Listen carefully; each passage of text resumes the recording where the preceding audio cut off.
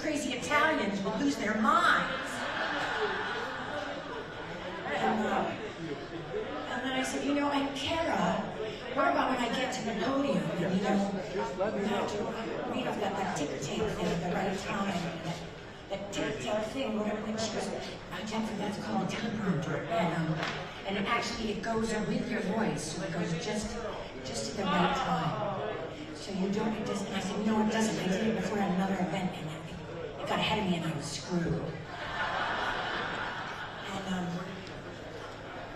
And then she said, okay, well, Jennifer, you know, we could get a producer to sit in the audience with some cue cards, you know, the size of signs, so you could read off that. And I said, are you kidding me?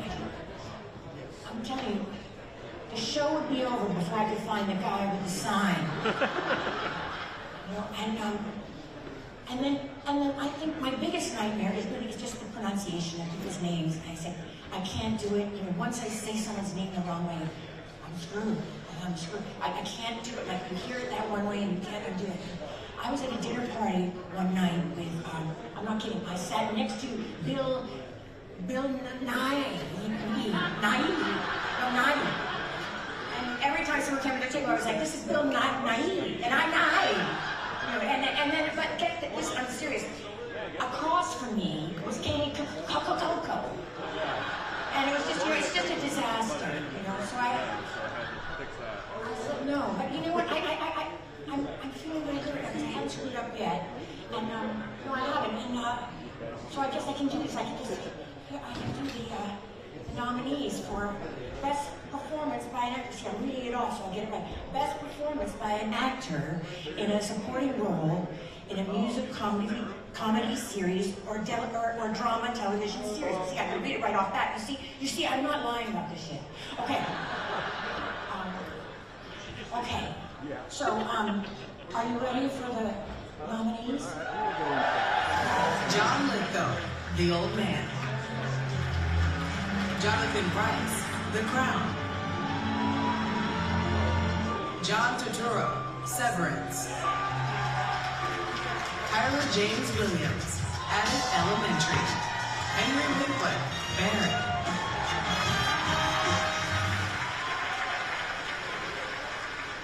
Okay. All right. So, the Oscar goes to... No. Tyler James Williams, Abbott Elementary! This is Tyler James Williams' first nomination and first win. He wins his Golden Globe tonight for his role of Gregory Eddie in Abbott Elementary.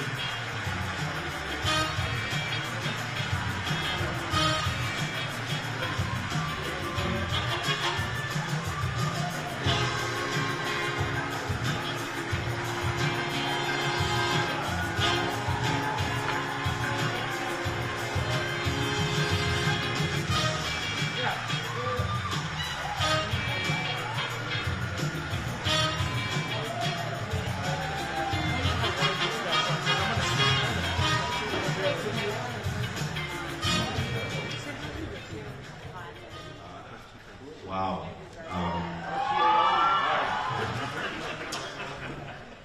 Wow, the magnitude of the moment is not lost on me. I want to start off by thanking, first and foremost, my cast, Question.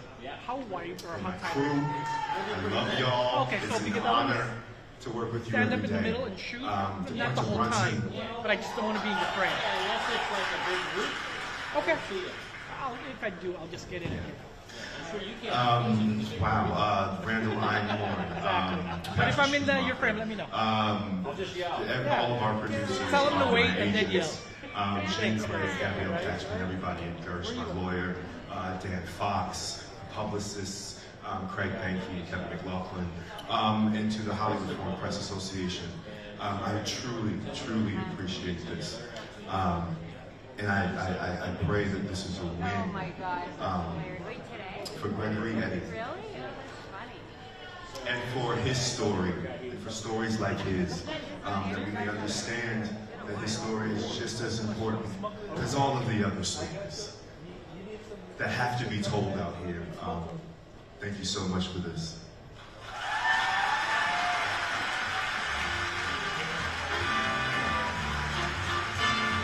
Coming up, Jenna Ortega, Nisi Nash Betts, Ana de Armas, and Letitia Wright. Then later, Sean Penn, Jamie Lee Curtis, and Tracy Morgan. It's the Golden Globes on NBC.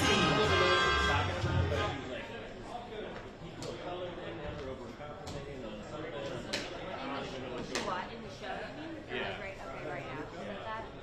Well, he, I mean, he's definitely like, Gerard is not pulling back, you know? He's like, oh, yeah. Has he been, like, pulling those questions about... No, yeah, no. He's like, basically, it's for the money. Like, yeah, I know, they're really rich, they're racist, but like, you know. When I came in, I heard him, like, joking. He was like, they can't fire me, I'm on now. Oh, man.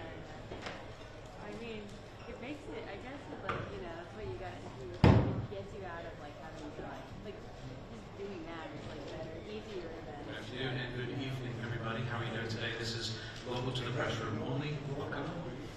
I just wanted to remind everybody a few things. We'll have our first talent come up in just a couple of minutes. You'll be able to, they'll come up to the stage. We'll have questions from either side of the audience. We have boom door operators. They're standing right there. Wait for them to come to you with your microphone. It's very important. I don't know. We also have headsets off in the corner. They're infrared, line of sight. So if you want to hear what's happening on the televisions while this is happening up here, feel free to grab one. It'll take a photo ID to get one, so you need a photo ID. That's pretty much it. Welcome to the Golden Globes.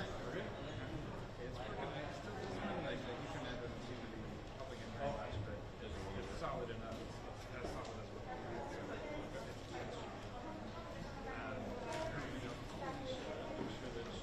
see if she needs her passion. Because I was going to tell Jeff. Soaking up for that. Okay. Okay. Here, he's ready to do that. Okay.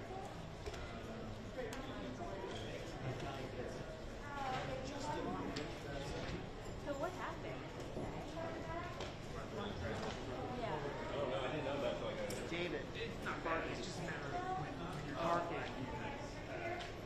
If there's a lot, put it on the back of your neck, the signal on the back. And so it sounds like it wasn't too bad, it was just a little soft. It wasn't like that. I see. Okay. So, which, Yeah.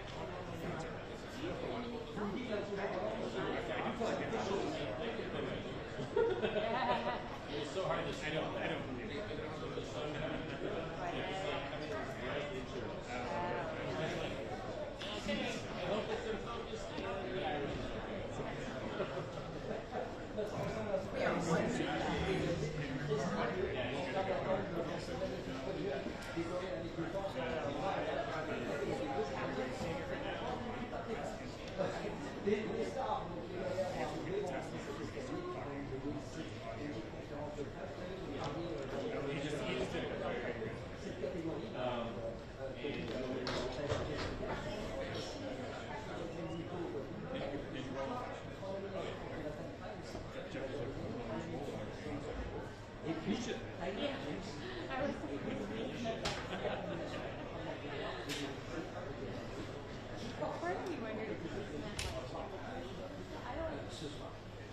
If he determines that somebody is not worth his time. Yes.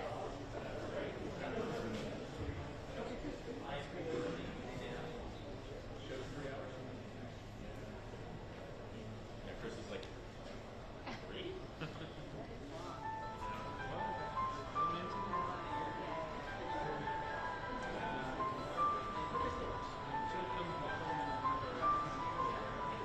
Now, usually when everybody's talking about someone is reason enough to hate them, but I truly love your next presenter a lot. I think she's so smart and so talented and so funny. Please welcome the star of Wednesday, Golden Globe nominee, Jenna Ortega. Feeling good. I think the rain testing got a lot. Like, most of the time. Yeah. Like, I mean, somebody said this is a crazy story. Like, I was saying, it's like, yeah, yeah. I'm getting into original song in a minute. We've got artists like Taylor Swift and Rihanna. Like, I didn't know, like, what. I know. I'm very excited. But But first we've got where all of these great songs live, which is the movie score. Now we all have our favorite movie scores. Personally, I love the soundtracks of Eraserhead, Blade Runner, The Social Network, Jules and Jim. If you haven't seen Jules and Jim, I don't know what you're doing. Get on that. Highly recommend.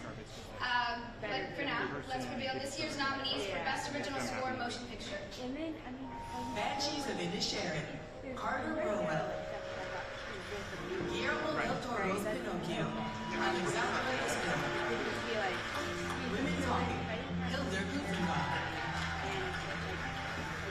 Babylon, Justin Hurwitz, The Fables, John Williams. Golden Globe goes to yeah, it was good. Justin Hurwitz, Babylon. It was a lot. Yeah, and it's hard to be in the first position because the thing about it This is Justin Hurwitz's fourth nomination and fourth win. Third is the Walt 2013 movie score of First Man. But the good publishers also came up in like 3 Yeah. reviews. What about, You did a good man. Thank you guys, thank you so much. It's okay. I'm very grateful that I had the opportunity to figure out at a young age that music was the thing for me. it feels so I'm grateful to my parents. Right. I'm grateful to the public schools I went to that had music classes. Sometimes it works. And then you're like, oh, you got it. And you're like, good afternoon.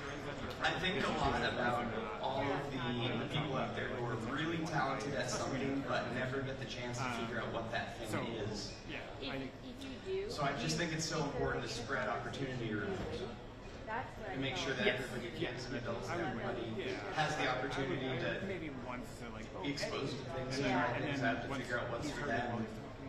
Because I think things would be so much better if people could. I was very fortunate that things would be better if people could figure out the thing that they were good at and they were doing and everything else. We just need the opportunity. We need to spread the opportunity. I think that was probably any of us who got there and they were like, oh, a little later, probably maybe we got really good rain and then just didn't get it. Because he didn't look like Team Babylon. Yeah. Thank you, HFP. So it's like, that happens all the time. Oh man. I wish we could maybe do something like the movies, but like, I mean, and there was some good stuff to talk about. It was pretty. The premiere of that is coming out. And now here are the nominees for Best Original Song Motion Picture. I think it might be From next Where the Crawdads Sing, Carolina. From Guillermo del Toro's Pinocchio, Ciao Papa. by telling them. From Top Gun Maverick, Hold My Hand. I couldn't really hear. From Black Panther, Wakanda Forever, Lift Me Up. From RRR, Not to Not to. She said that. She told her The good Golden story Globe about goes to somebody said, Not to RRR. yeah. This is the first nomination and first win for the second team. They win their own award tonight with their music and lyrics of Not to in RRR. Accepting the award is M.M. Kiravani.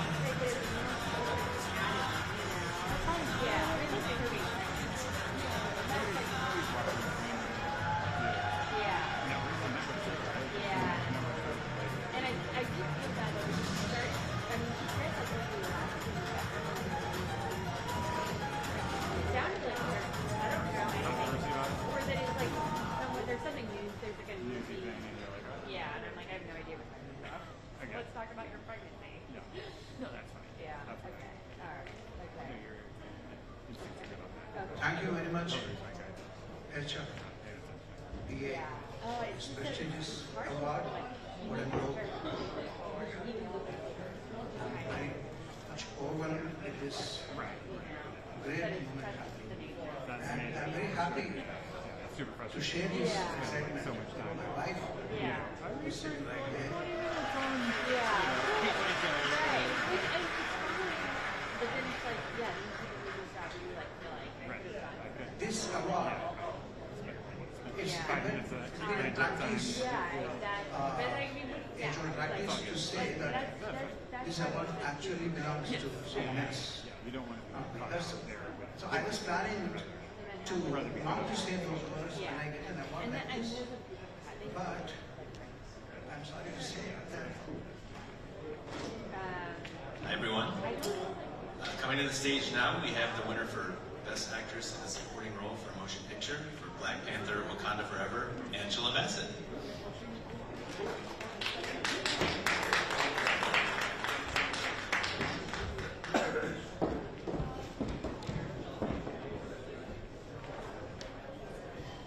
Good evening.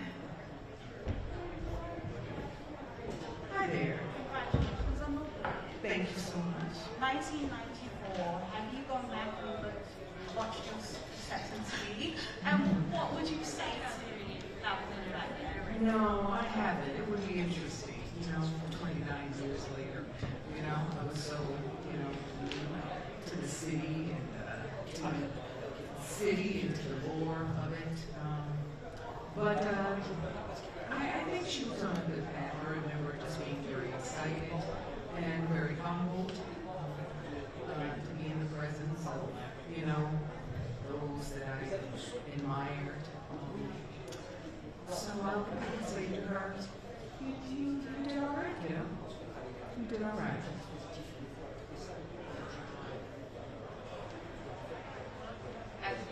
Angela, as this award's approached, we don't have to recount the history of what's gone on recently with the Globos and the HFPA. Did you have any hesitation about coming tonight? No, I didn't have any. I was, just very pleased that my performance and my colleagues, cast, crew, the film, Wakanda Forever, for which I am enormously proud, is being recognized, and I think it should be, and I think it should win everything. So I wasn't about to, stay home. Hollywood Foreign Press has made strides to do what they know needs to be done.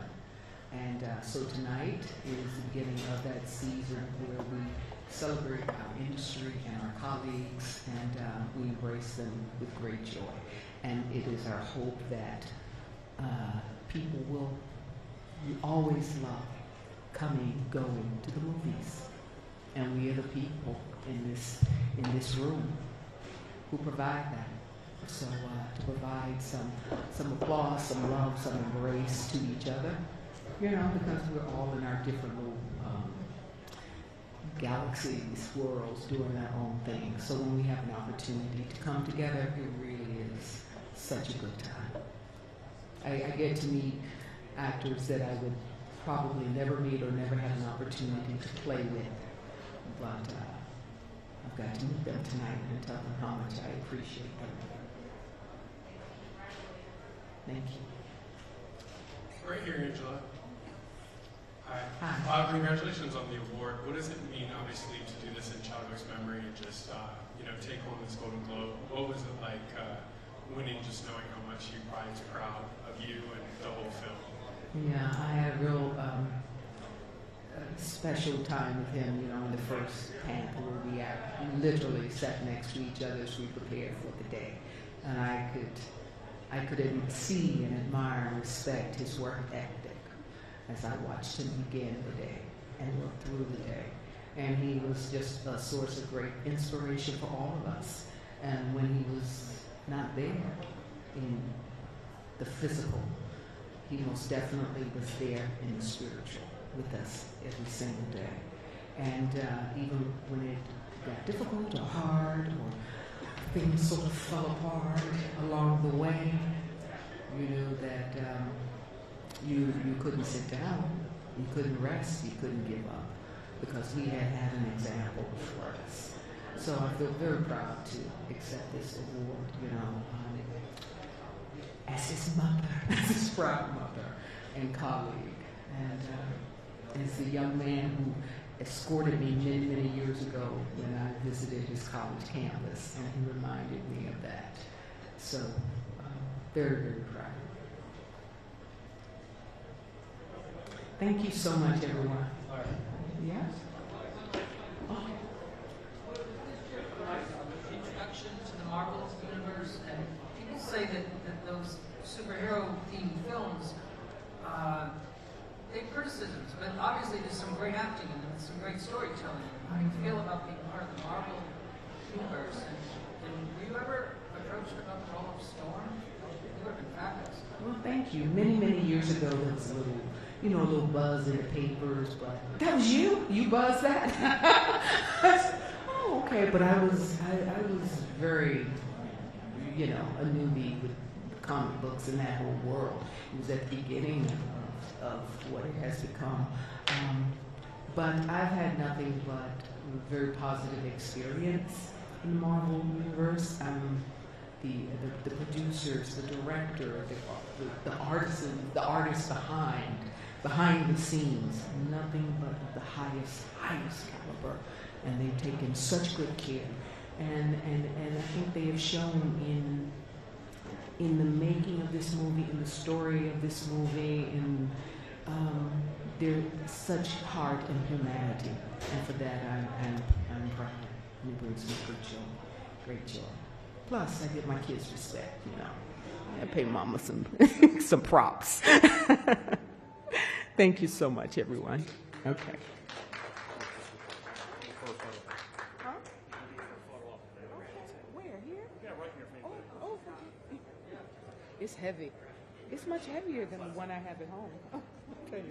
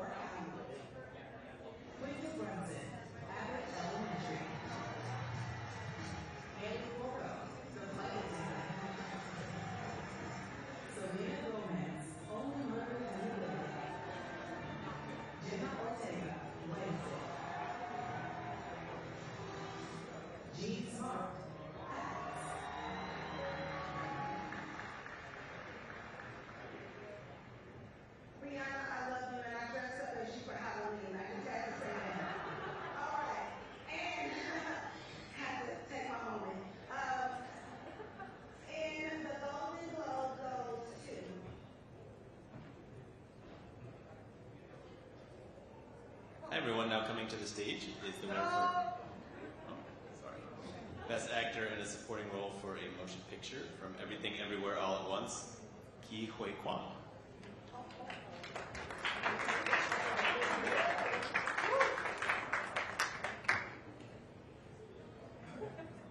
Thank you. Thank you so much. Over here? Yes. So the movie was so moving and healing for our community after a wave of anti-AIDS hate. What was it like for you to play your character who approaches everything with kindness first? And how has that shaped the key standing before us today? Well, you know, this was a role that I wanted for a long, long time.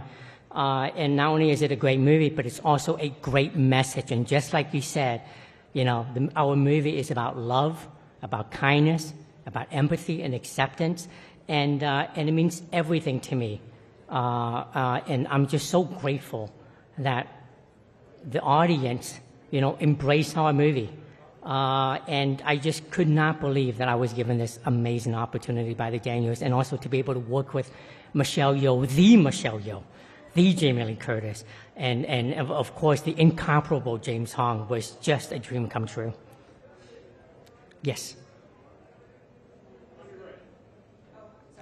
Hi. Where are you? Oh, right here. Okay, Sorry. hi.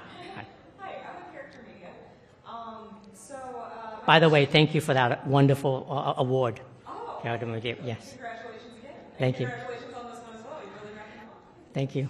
And so my question for you is, what sort of roles do you hope to play in the future now that you've kind of made this triumphant return with the role of Wayne and Everything Everywhere All at Once? You know, when I decided to get back into acting, I mean, I said this before, and it could not be more true. I just wanted a job. In fact, you know, I remember talking to my agent, and I said, do you think I can get a series regular role where it is stable? So for me to be in this position is really beyond anything I could have ever imagined.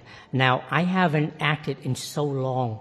One, I could not believe I was given this role, and now moving forward, I really want to play all kinds of roles that was not available for me when I was much, much younger. Of course, I'm grateful the landscape has changed. There's a lot more progress now, and certainly there's, you know, the Asian representation is here. So I just want to keep an open mind and to see what's out there. Yeah. Thank you.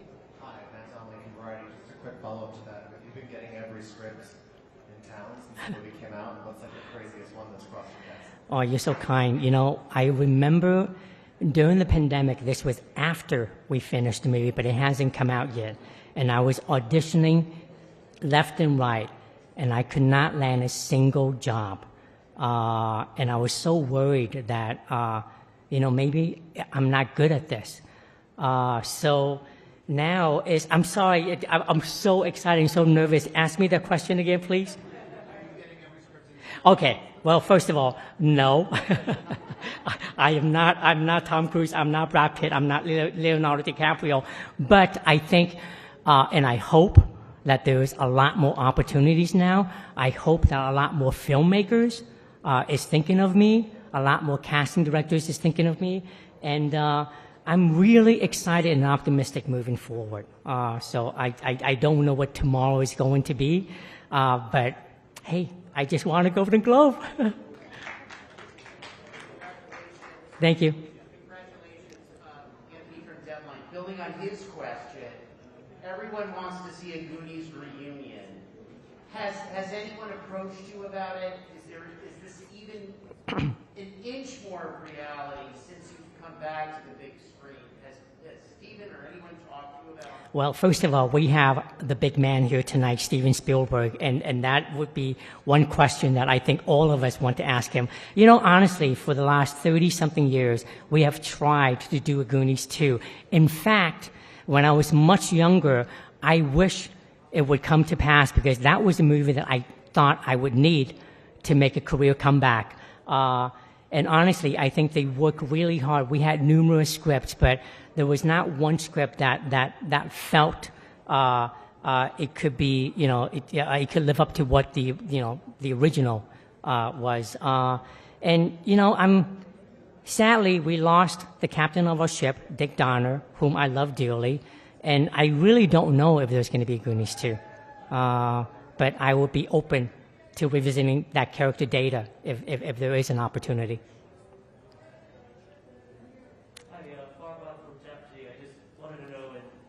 Resurgence of your career that you've been on talk shows, you won a Golden Globe. What's been your favorite moment so far in this comeback you've been having? There is a lot of favorite moments of mine. In fact, ever since the movie came out, it has been an incredible ride. It has been unbelievable. But I think the most memorable is, you know, for the longest time, people have come up to me and they would say, "Are you the kid from Indiana Jones? Are you the kid from Goonies?" But now when I go out, people say, "Oh my gosh, you're Wayman from Everything Everywhere All at Once." And that was what I always hoped would happen. And also, just meeting the fans in person and hearing them talk about our movie and how deeply it resonated with them. In fact, a lot of fans have come up to me and said it has changed their life. And when we talk about our movie, they would literally cry in front of me. And also make me cry. So that is definitely one of the most memorable moments since our movie came out. That was our final question. Thank you so much. Thank you so much. Happy New Year.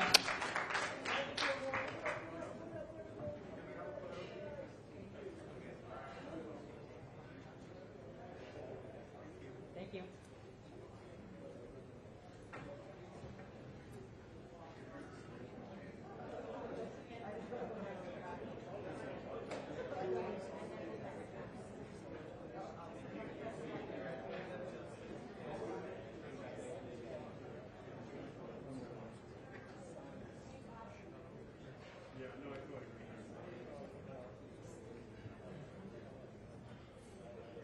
Coming to the stage next is the winner for Best Original Score in a Motion Picture for Babylon, Justin Hurwitz.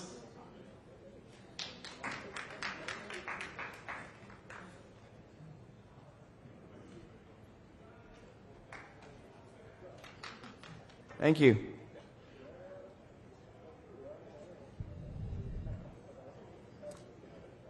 Justin, hey, it's Jasmine Moretti. Congratulations on the win. Thank you.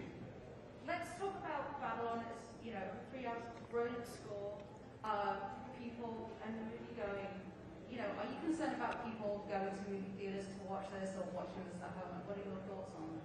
Yeah, it seems like not a lot of people are going to the theaters. There seems like there are a couple movies a year that everybody goes to, and then the rest of the movies not a lot of people go to. And I try to see everything in the theater. I really don't like watching movies at home. So I wish other people would remember, like, it's not even about, like, I mean, some, like, our movies, I feel like it's a big screen movie, but even, like, small movies, like, one of my best experiences this year was Marcel the Shell in the theater, because it's just funny and people are laughing and it's just like there's an energy and it's a small movie. And I've had so many, the Fabelmans I saw in the theater, there's so many small movies that it's just like indescribable what you get from the energy of an audience. The emotion, obviously laughter is contagious, but even like sad stuff, you feel it and you feel that humanity around you. Our movie, I think, particularly benefits from it because of the cinematography, and it's just like a very big screen movie. But I think everything is so much better in the theater, and I wish people would just like remember back to like 2019 what that was like.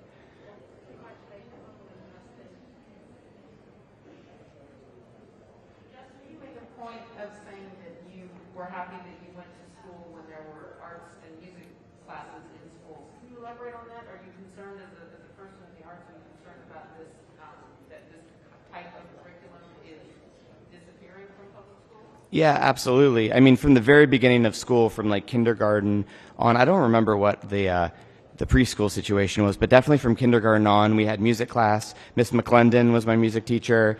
Through middle school, through high school, we had music classes, and that was a big part of why I do music. I also thank my parents because they also gave me private music lessons, which, you know, not everybody has. So it was a combination of those two things. I'm very fortunate, and I do think that too many schools are cutting arts, music, it's just so essential.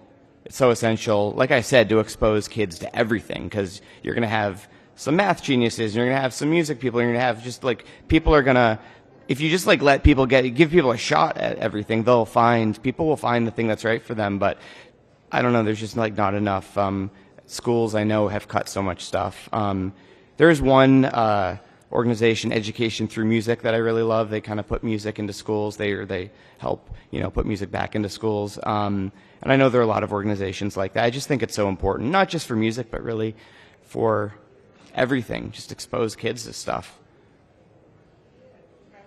Thank you.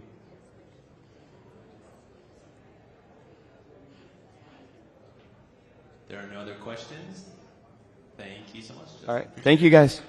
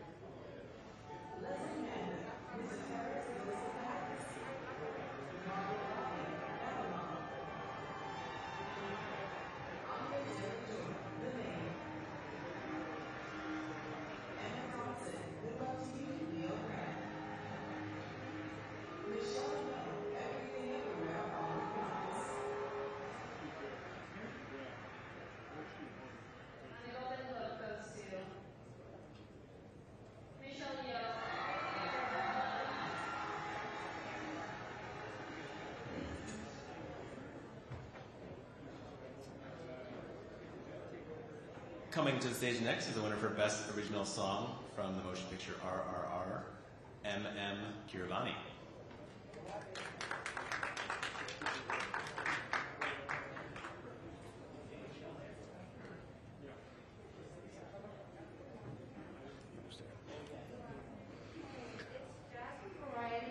Congratulations on the win.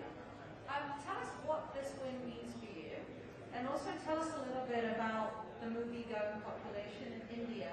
And do a lot of people still go out, or are they streaming shows and movies at home? And if they're going to the movies, what can Hollywood learn from India? Thank you very much. I'm very excited for this great award I received just now. RRR is a Indian production which tells about a tale between two friends, the bond, the breach, the betrayal, and love. It's about patriotism, lots of packed with emotions, action scenes, and music. So this is for the first time it has bagged the attention and applause of the international audience. I'm very happy for that. My brother, the director of the movie, S.S. Rajamouli, is very popular in India. He's known for these kind of epic, action-packed, emotional content movies. So I'm happy to be associated with him all the while for all of his films.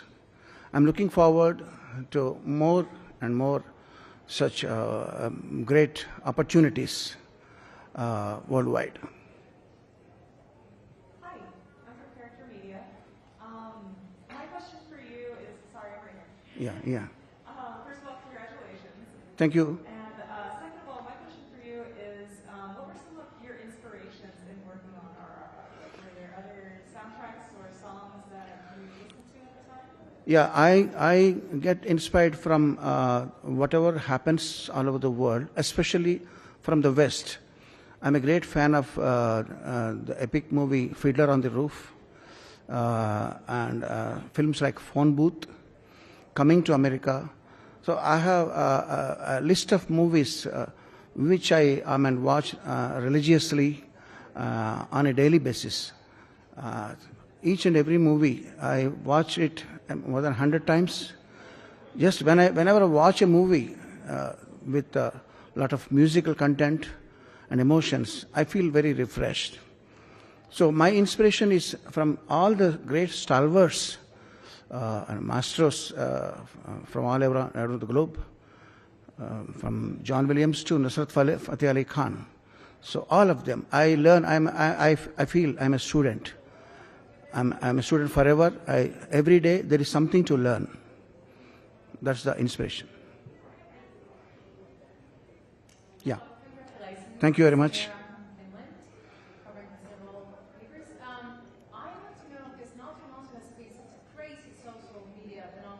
Yeah. And there's people dancing that song around the world. Have you seen those videos? Yeah, of course. Yeah, I feel very much. I mean, I feel amused, thrilled, excited, and I feel I am very grateful to the universe. Yeah. Yeah. Why do you think that? What's the secret in the song? Because I have a 12-year-old son who loves the song, and there's people in the middle school dancing that song, and they like it, and adults like it. What's the magic component? Yeah, Natu Natu is a song of celebration, which portrays lots of stamina, energy, and happiness.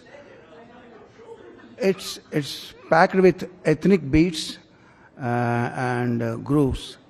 So it's all about celebration. Natu Natu is just energetic number. All we wanted to showcase in the song is lots of stamina and energy.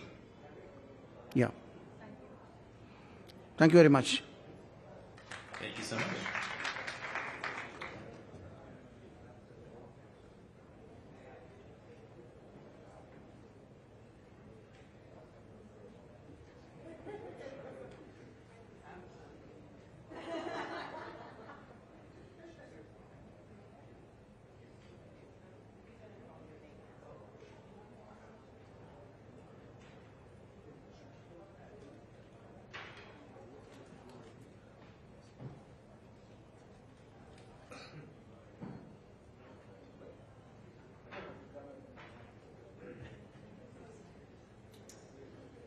Coming up now to the stage is the Best Actor in a Television Series, Musical, or Comedy, Jeremy Allen White from The Bear.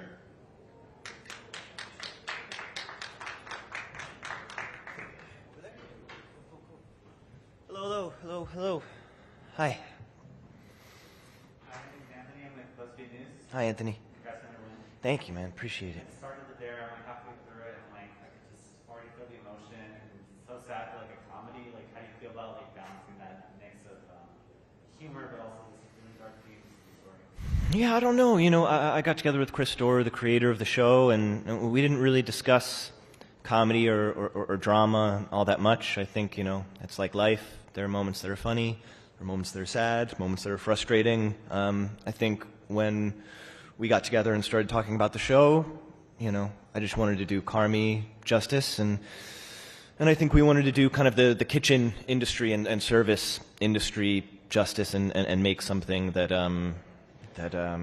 was honest and true to those folks, you know. Hey, thank you so much. Thank you. I want to ask you, I really appreciated your GQ profile a couple months ago when you said 4 scripts on your test. Yeah, I should keep my mouth shut. Which one did you pick? And also, can you tell us about the Iron Claw? A lot of people are excited for those biceps. Yeah. Well, we'll see. We'll see what it ends up looking like. My arms, that is. I think the movie's going to be great. Iron Claw was the A24 movie that I did. And yeah, man, it's amazing. Sean Durkin directed it. He wrote it. He's an amazing director. I've known him since I was like 16. I felt really lucky to do it with him. Zach's incredible. Lily, who I think is here tonight, is in it. Lily James, she's amazing. Harris Dickinson. It was just a good group. We got lucky. We were all there at the same time, and I hope it comes out and people like it. Yeah. Hi there, Michael with TV Guide. Hi, Michael. Hi. It's been said that when someone commits suicide, that their pain ends, and that the people left people who are survivors of suicide have reached out to you through either social media or in any other ways? And also, I don't mean this to be funny, but do you also hear from people in the restaurant world? And the problems they go through? Yes, I mean 100%. People in the restaurant world, I've heard from, and that was like I said before, Chris Storer and I got together, and I think we wanted to make a show where we could be proud of it, and we can walk into a restaurant and kind of get like a head nod from service workers and line cooks and chefs. Before shooting the show, no, I mean I didn't speak to anybody who had a loved one commit suicide. A friend of mine had committed suicide kind of weeks before we started filming, and people have reached out since the show has come out, you know, saying that it had resonated with them. Yeah.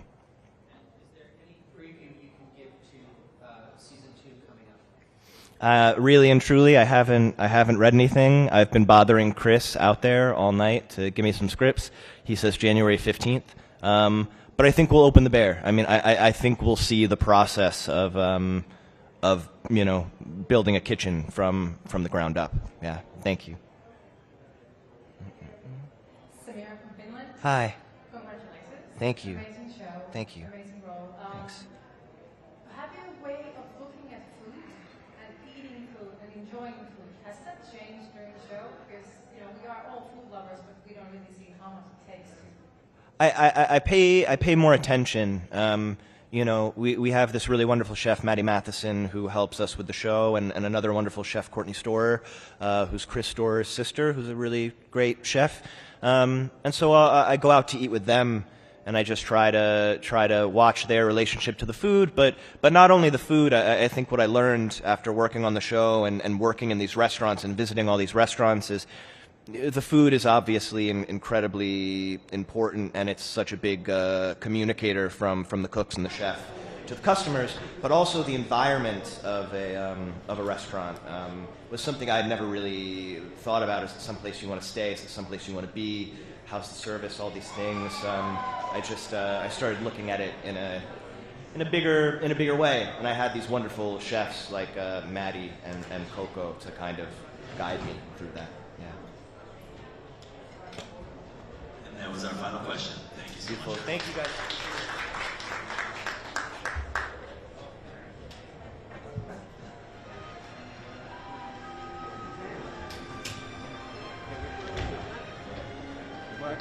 Thank you. Thank you. Hollywood Foreign Press. I'm very grateful for this. And I tell you, I'm happier.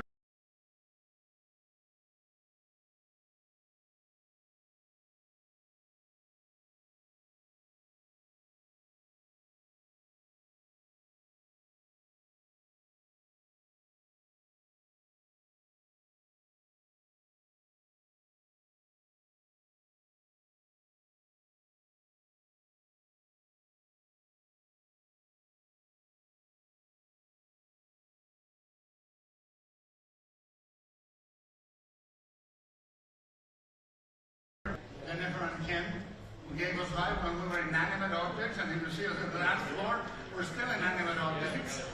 And, but also to our crew and cast of animators. We made this movie with more than 60 units, with more than 1,000 days of shoot, and it gave life and beauty and truth to a tale about life, loss, and belonging. We hope you, if you haven't watched it, watch it. It's a movie not for kids, but kids can see it with you if you explain it to them. Thank you very much. See you later. From Black Panther, Wakanda Forever, please welcome Letitia Wright.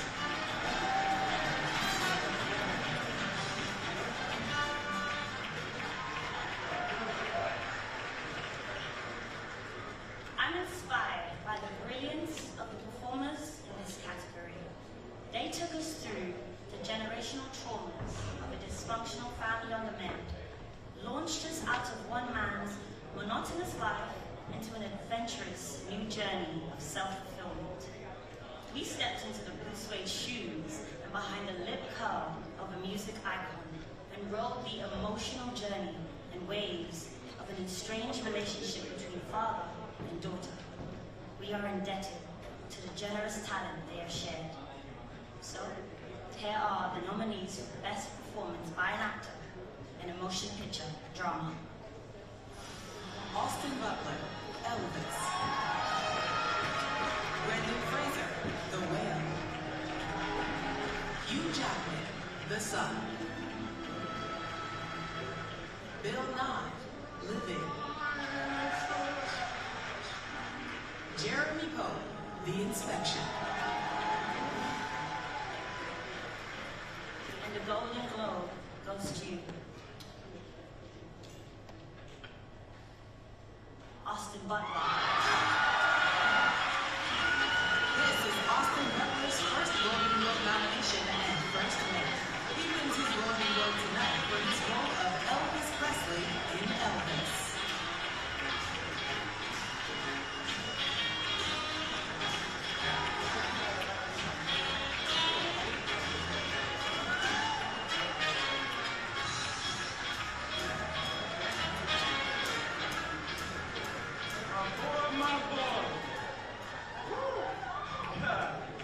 Oh man, all my words are leaving me. I just am so grateful right now. I'm in this room full of my heroes. Brad, I love you. Quentin, I printed out the Pulp Fiction script when I was 12. I cannot believe I'm here right now. I just want to thank the Hollywood Foreign Press for this honor. I want to also say to my fellow nominees, you have turned in the most beautiful, profound work, and I am so honored and proud to be listed among you.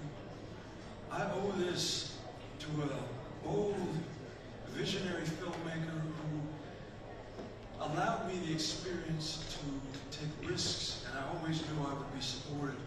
Baz Luhrmann, I love you. Thank you for believing in me in those moments that I didn't even believe in myself. I'm so grateful to you. I also want to thank my dance partner, the greatest dance partner I could have ever hoped for, Mr. Tom Hanks. Thank you. I also gotta thank Denzel Washington. Denzel, thank you for your kindness. Thank you for your generosity in championing me when you did not have to. I'm so grateful, and for all eternity to you. I also want to thank our incredible producers and Warner Brothers and the Preston family. Thank you guys. Thank you for opening your hearts, your memories, your home to me. Lisa Marie, Priscilla, I love you forever. You can at least place a Switch's Miners or something. Yes. So I also want to thank my family. My sister is here with me tonight, Ashley. I love you so much. I want to thank my dad who's watching at home. I want to thank my mom who I know is smiling down right now. Mama, I love you so much. Thank you for sacrificing so much for me. And lastly, Elvis Presley himself. You were an icon and a rebel, and I love you so much. Thank you. You are remembered, and I will never forget. Thank you.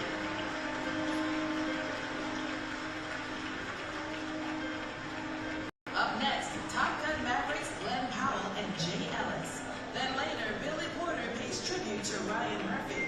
Plus, Henry Golding and Hilary Swank here on the Golden Globes.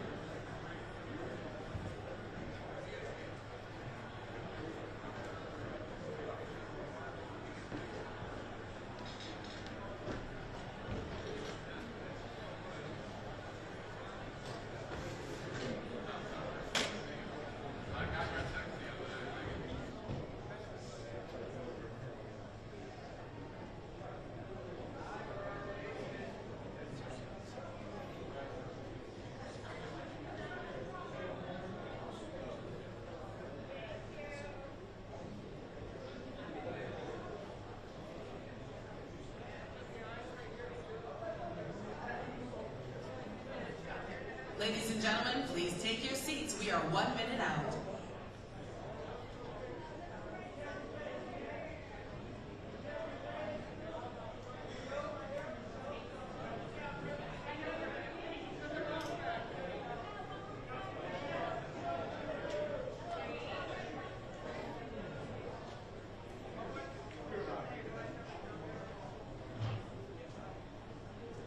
Ladies and gentlemen, we have 30 seconds. Thank you.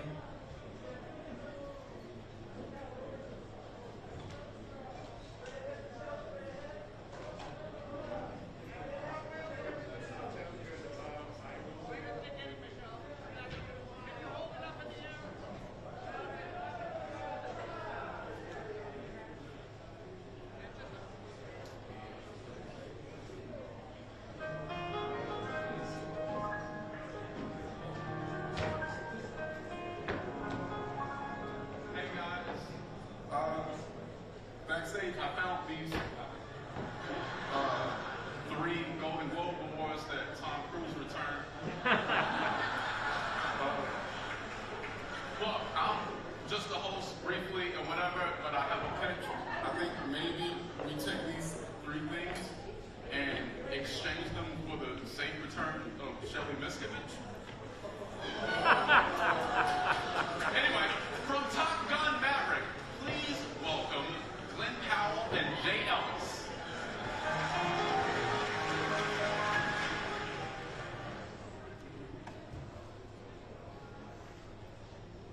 Now coming to the stage is the winner for Best Actress in a Motion Picture, Musical, or Comedy, Michelle Yeoh from Everything Everywhere All at Once.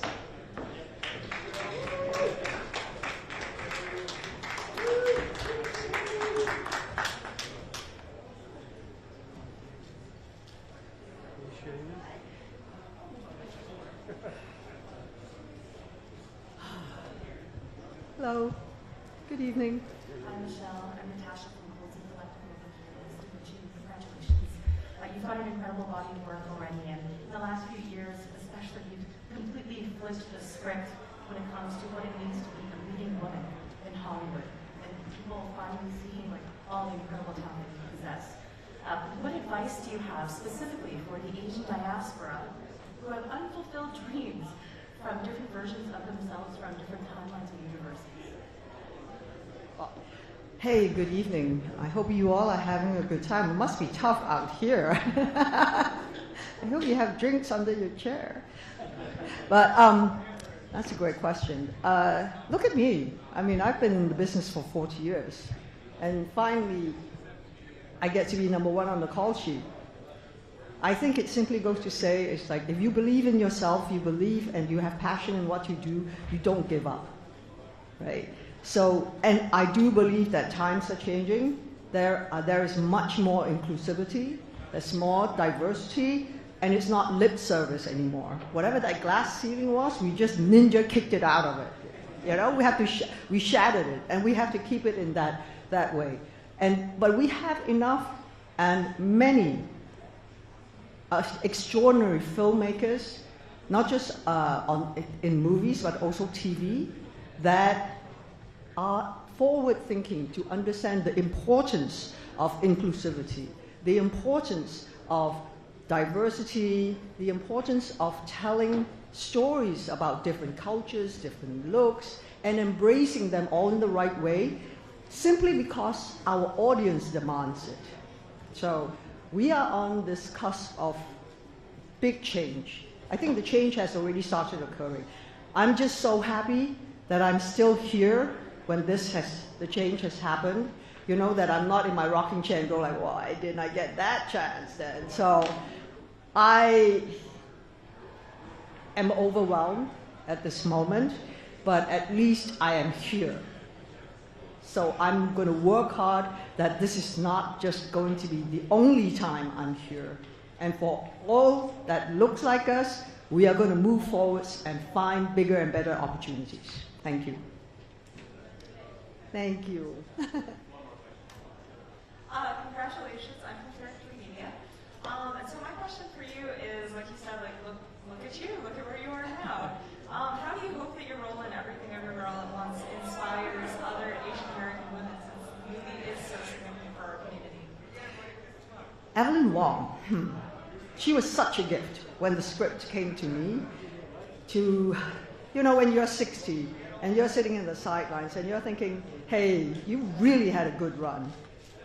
It's okay, right? You're not up there, but you don't just sit back. And so when I did get to look at the script and go like, wow, the most important thing for me was you're talking about an immigrant, Asian. Actually, it doesn't matter whether she was Asian or not, but it was important for me she was Asian.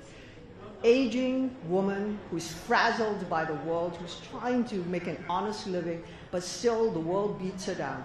And then suddenly she goes on all these different multiverses. But what she discovered was in every multiverse, she was still fighting for love, fighting for her family. And that, I think that's why we all relate so deeply. It resonates so deeply with the audiences around the world, that's what we all do. We are ordinary superheroes, and we have superpowers. Inherently in us, kindness, love, that's the superpower. We don't need that frigging cape to tell us we are a superhero. And that's what we want to do. And I think in this amazing movie, thanks to the Daniels, who had the audacity, the courage to write it and put it out there and send it to me. Like, I'm sure some executive would look at it and go like, are you insane? Who would want to know about hot dog fingers, right? Who would want to know about an aging woman, right? So, but we did it. We found people who believe in us, and that's what we will keep doing. We have to believe in each other because it's such a healing process. And we've gone through really tough times the last few years. Turmoil, COVID, frigging COVID, and again COVID. That, we need somewhere we can go where we are doing this out of kindness, compassion, love for each other, with each other along the way. So that's what we will keep doing. Thank you.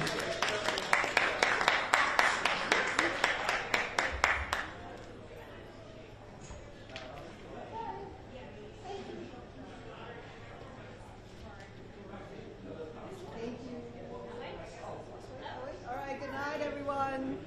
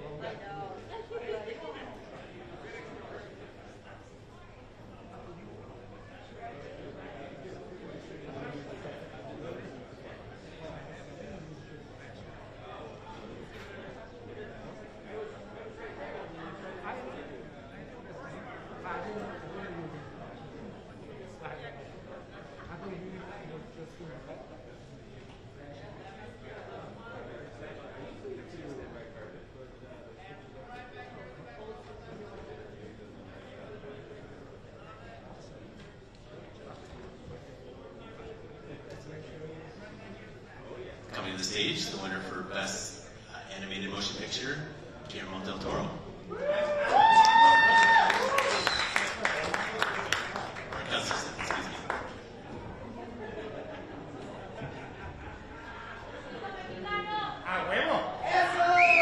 A ver, Marc es él y yo soy Guillermo. Chris, from Jamie, right in front of you. On the red carpet, you were probably the most happy to be here out of everyone we interviewed. What does the Golden Globes mean to you, and how excited are you to be here celebrating in person with everyone? I tell you, the greatest thing is after the pandemic, being here with everyone, the whole way.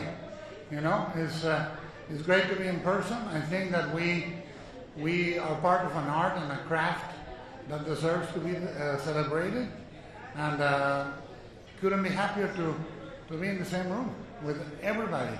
People I admire, people I know, all acquaintances, new directors, futures. Fantastic.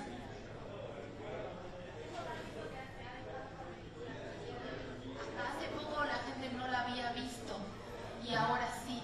¿Qué es lo que estás disfrutando quizás más? ¿En español? Sí. Ah, bueno.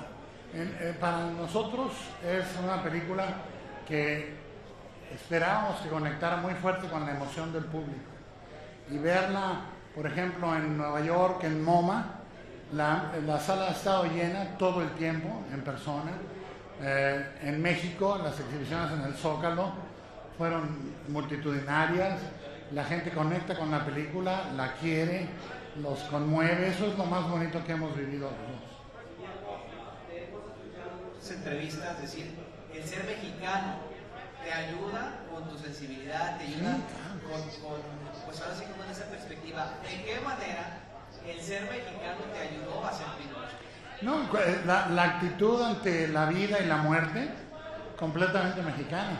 La figura de la esfinge y el ángel que viene a dar vida a Pinocho son como alebrijes mexicanos o salidos de un retablo mexicano.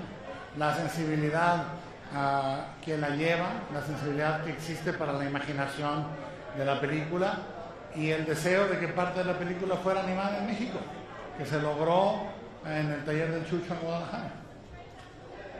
I think I agree with that.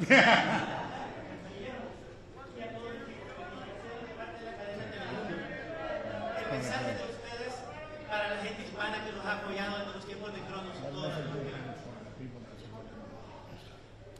Well, I think that this movie was an undertaking of hundreds of artists.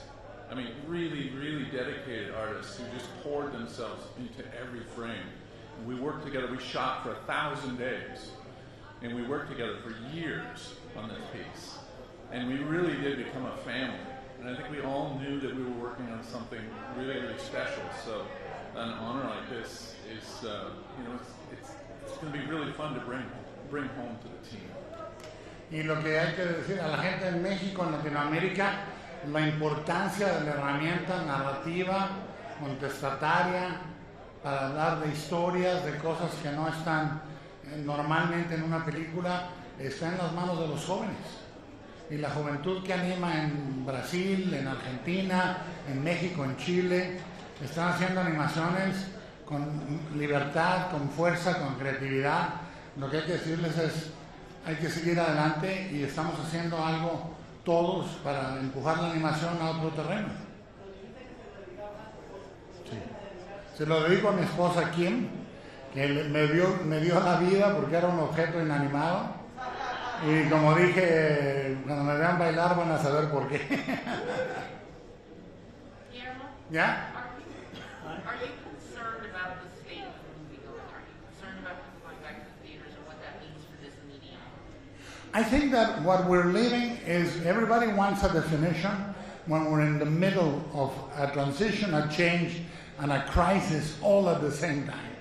We just survived the transformation of delivery, the arrival of a pandemic, and everybody thinks that we should be able to define where we're going within a year or two. We will not. It will define itself in the incoming decade, and the most important thing is to keep the size of the ideas big. We're so worried about the size of the screens, which is important, but the size of the ideas also defines cinema. And this year is a year that is full of ambition and intimacy and big swings and large movies, both in artistic searches or trying to recreate a popular piece of entertainment. It's an incredibly varied and rich year to come back. So what happens with it? Who can be certain? I can, you can, nobody can. We need a little bit of history to be able to talk about it with a little certainty.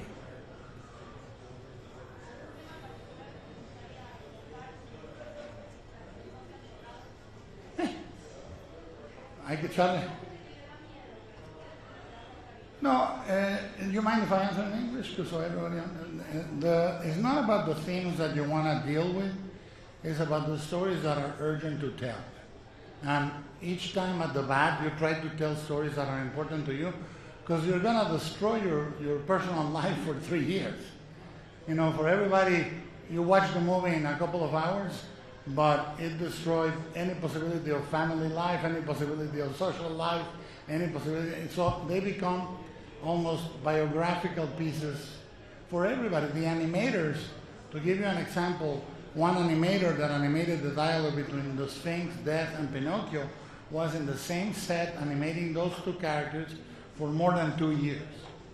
So we are not guided only by the themes, but by the real belief that these stories need to be told. Pinocchio is not about the past, it's about now, and about the importance of disobedience and truth, more than anything, truth about who you are.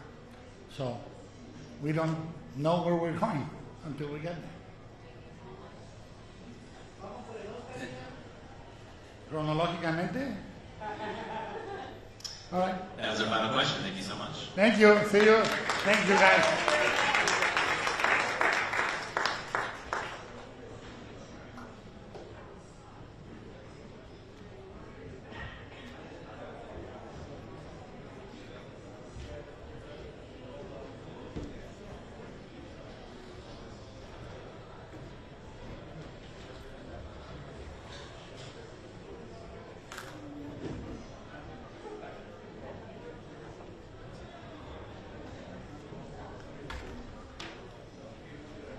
Coming up next is the winner for Best Actor in a Motion Picture Drama from Elvis, Austin Butler.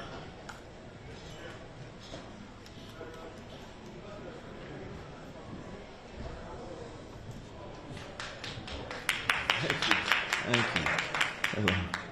Austin, right in front of you, is you made 2 quick questions. The first one is, not many stars on Disney and Nickelodeon end up translating into films like this. So first, how has that been? And lastly, what was it like to win this in front of the Presleys and having their big support? We saw it on the camera. They were so happy for you. Well, so your first question, you know, I remember going to so many auditions and never booking anything, and I just feel so grateful right now. I'm still coming back from sort of blacking out.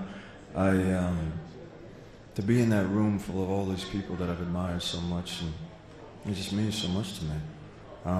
And then in front of the Presleys, who have now welcomed me into their family in such a beautiful way, and I just feel so endlessly grateful to them that they provided this space for me to somehow try to capture the essence of this man that means so much to them and that they love so much, you know. Thank you. Hi, Lenny, with Hey, people right how are here. you? Hi. So you've mastered the voice so well that I feel like every time I look at you, I'm hearing Elvis if I close my eyes. Still? Do people tell you that, and are you catching yourself constantly, you know, that is your voice now? Yeah, I don't even think about it. You know, I don't think I sound like him still, but I guess I must because I hear it a lot. I think, you know, I often liken it to when somebody lives in another country for a long time, and I had 3 years where that was my only focus in life, so I'm sure that there's just pieces of my DNA that will always be linked in that way. Austin, congratulations. Yeah. What advice did you get from Elvis's family when you were prepping for the role? It was less advice and more a feeling of blessing, you know, which meant so much to me. Thank you.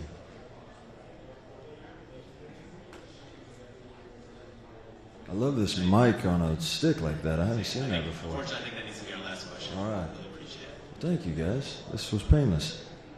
Thank you. Thank you, guys. Thank you.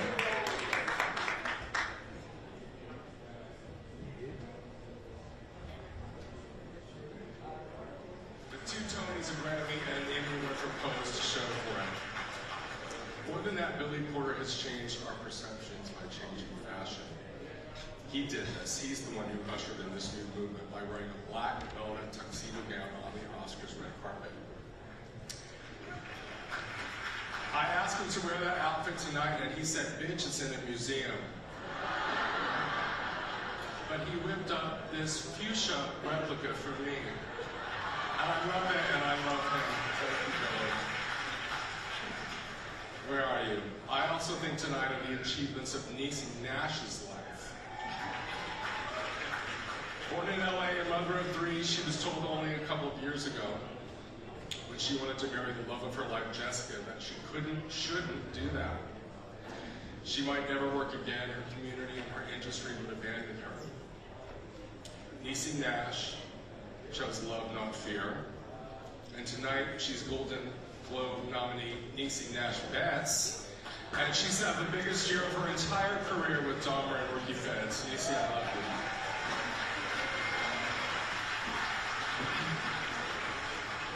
Just like Niecy, Matt Bomer of Spring, Texas, was told as a young man with big dreams to never come out to live. The audience might not believe he was an actor. It also means Matt is an action hero in life. He has now defied the ridiculous rules that have been in place for almost a century. He's played the action star and the romantic lead, and been in acclaimed dramatic projects along the way, winning a Golden Globe for my movie, The Normal Heart. And I love you. Thank you for being here for me. And although he is very young, the achievements of Jeremy Pope astound me. From Orlando, Florida, Jeremy was also told growing up to deny who he was. But Jeremy refused to hide. He's been nominated for a Tony Award twice in 1 year, was nominated for a lead actor Emmy for my show Hollywood, and tonight is nominated for a Golden Globe for The Inspection, and then hopefully onto a well-deserved Oscar nomination. Jeremy Pope is the future.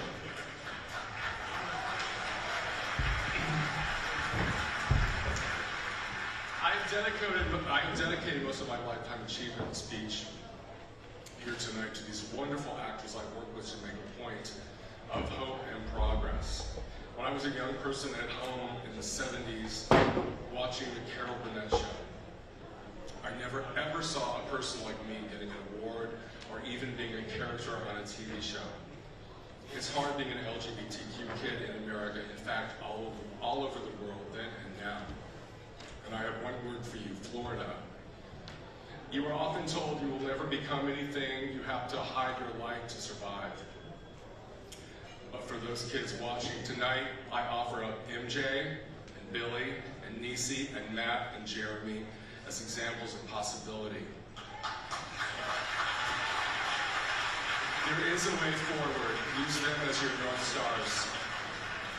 For 25 years, that's all I've ever tried to do here in Hollywood. My mission was to take the invisible, the unloved, and make them the heroes I long to see but never did in pop culture. And I would like to thank the architects of my wonderful, crazy career, Brian Lord, Kevin Uvain, Simon Halls, Joe Cohen, Craig Emanuel, and Harley Newman, and also none of the shows that I've made that have attempted to change hearts and minds all over the world would have been made without the love and vision and support of Dana Walden, and John Landgraf, where are you? You're so there. And Ted Sarandos and Bella Majaria. And I'd also like to say thank you to my team that keeps the trains running on time. And I would be remiss if I didn't mention the incredible, iconic talents who have bet on me repeatedly through thick and thin. Jessica Lange, Julia Roberts, Lady Gaga, Leslie Grossman, Billy Lord, Sarah Paulson, Gwyneth Paltrow, and Brad Falchuk. And some special people who I love who are in this room tonight. Jamie Lee Curtis, Angela Bassett and Courtney B. Vance, Carl Franklin, Paris Barclay, Ian Brennan, Alexis Martin Woodall, Jennifer Coolidge, Richard Jenkins, and the incredible Evan Peters. Then there's my family, who I love very much, my better half, David Miller, Dana and Matt Walden, Mark Brown, and my children, I can't believe I get to say that on stage, Logan, Ford, and Griffin. Thank you to the Hollywood Foreign Press, to Brian Robbins, my first director, to Brad Pitt and Dee Dee Gardner, my first producers, and to Steven Spielberg, who bought my very first script back when God was a boy, years ago.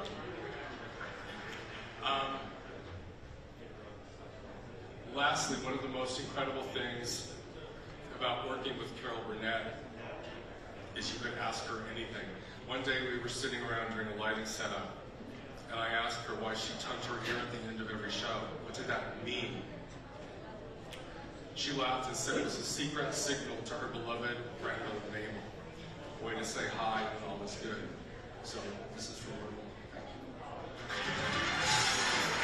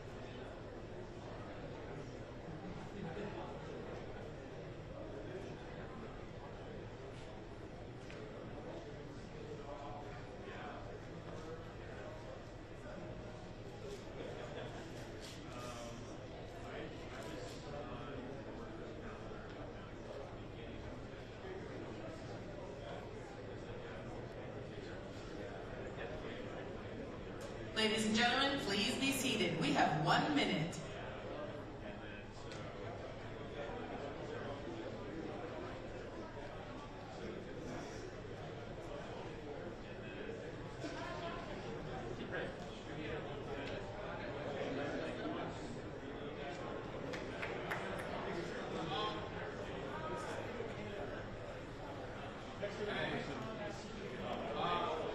We have 30 seconds.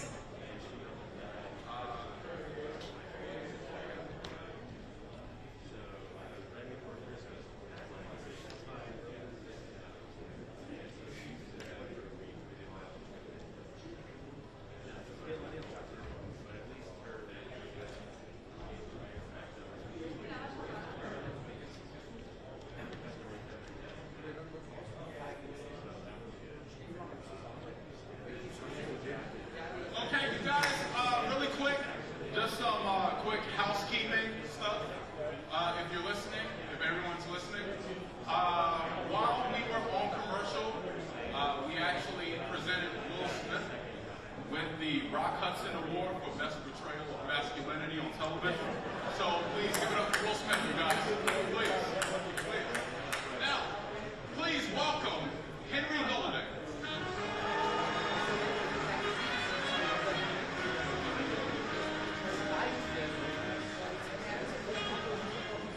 In the 80-year history of the Golden Globes, so many legends have won this acting award. They've set a standard that we all aspire to. Here are the year's nominees for Best Performance by an Actress in Motion Picture Drama. Kate Blanchett, Tar. Olivia Colman, Empire of Light. Viola Davis, The Woman King. Ana de Armas, Blonde. Michelle Williams, The Fablemans.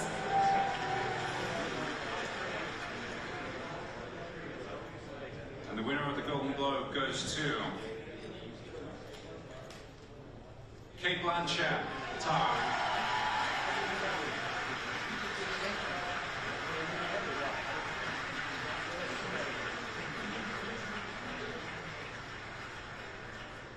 Kate couldn't be here tonight, so because she's on production in the UK, we will all accept this award on her behalf.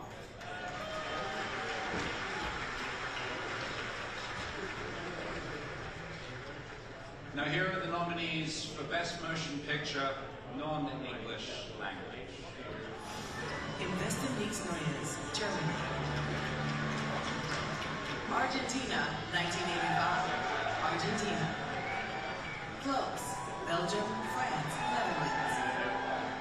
Decision to Leave, South Korea. RRR, India.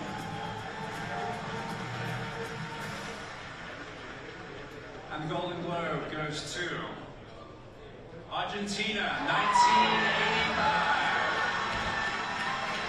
Coming to the stage tonight and accepting the Golden Globe for Argentina 1985 is writer, director, and producer Santiago Miguel.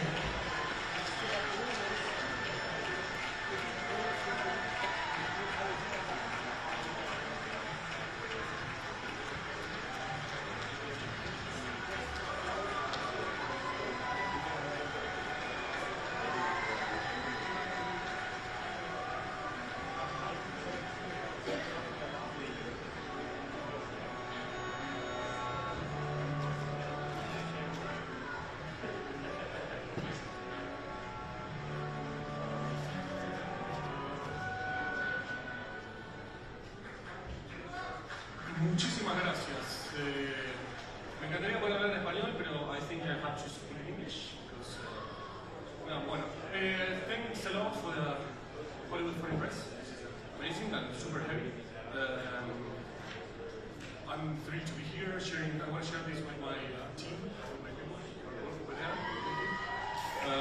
With the producers, Axel, Agustina, te amo.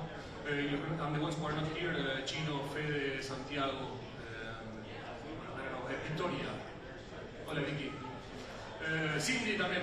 Bueno, all the crew who is watching this probably in Argentina. Julia. actors. I have the immense privilege to share a film with Ricardo Darín, who is a fucking legend and one of the best actors in the world. And I love him. He's great. I want to share this for all the people who, since the dictatorship, have been fighting to build a better democracy in Argentina. And they keep on fighting. And well, I think democracy is something that we need to, well, we need to keep on fighting for. Ricardo, the music started. Oh, thank you very much. I am very proud for this. Thank you. I love you. I will speak 2 words in Spanish. Para toda la gente de Argentina, después de que cambió todo el mundo, esto es una gran alegría. Los quiero. Bye, bye. Please welcome Golden Globe winning actor and founder of CORE, Sean Penn.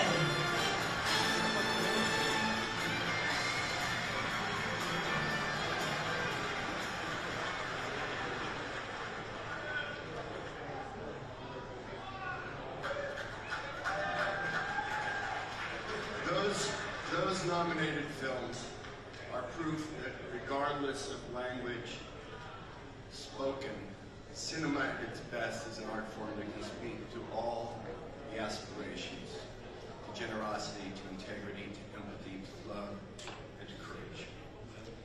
I'm privileged to be here tonight. I'm proud that the leadership of the Hollywood Foreign Press has seen fit to encourage that those highest aspirations of film should share this stage tonight with a very real-world example, that which inspires film's creation.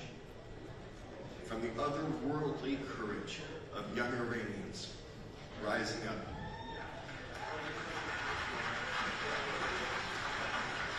to the ever-persevering women's movement of Afghanistan. We are reminded in no uncertain terms the freedom to dream is not simply a human luxury, but rather a human need that must be fought and sacrificed for. If the freedom to dream were a spear, I proudly present a human being who tonight represents that spear's most pointed tip. Ladies and gentlemen, dear participants of the 80s Golden Globe Award ceremony, the award was won at a special time. The Second World War wasn't over yet, but the tide was turned. All knew who would win. There were still battles and tears ahead. It was then when the Golden Globe Award appeared to honor best performers of 1943. It is now 2023. The war in Ukraine is not over yet, but the tide is turning, and it is already clear who will win. There were still battles and tears ahead, but now I can definitely tell you who was the best in the previous year.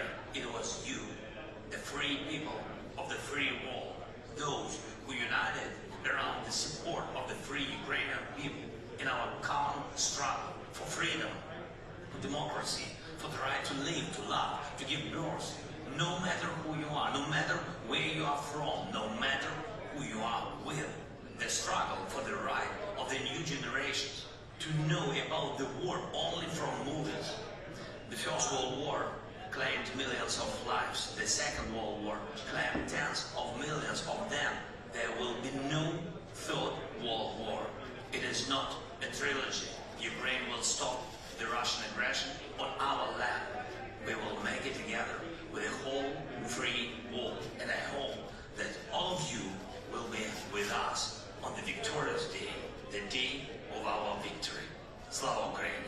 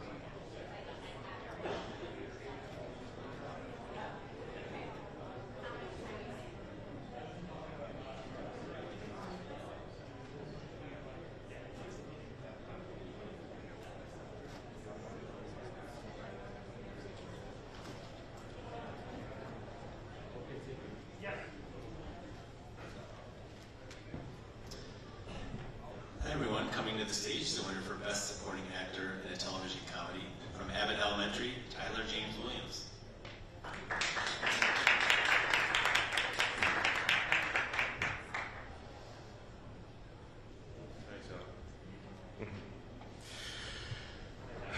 Hey. That's good news. Okay. Hey. Thank you. So Abbott Elementary is already kind of like a classic sitcom, and Janine and Greg are already like an iconic couple. How do you think they'll stand in like sitcom history? It's different from like Jim and Pam. What will be their legacy? Hopefully, I think our goal when doing anything with Janine and Gregory is to try to get around the obvious. You know what I mean? And I think, hopefully their legacy is that we found a unique way to tell a will they, won't they. Even in the midst of, like you said, television history being for so long, how many ways can you reinvent the wheel? Hopefully we can find a way to, and that's our legacy. Mm-hmm.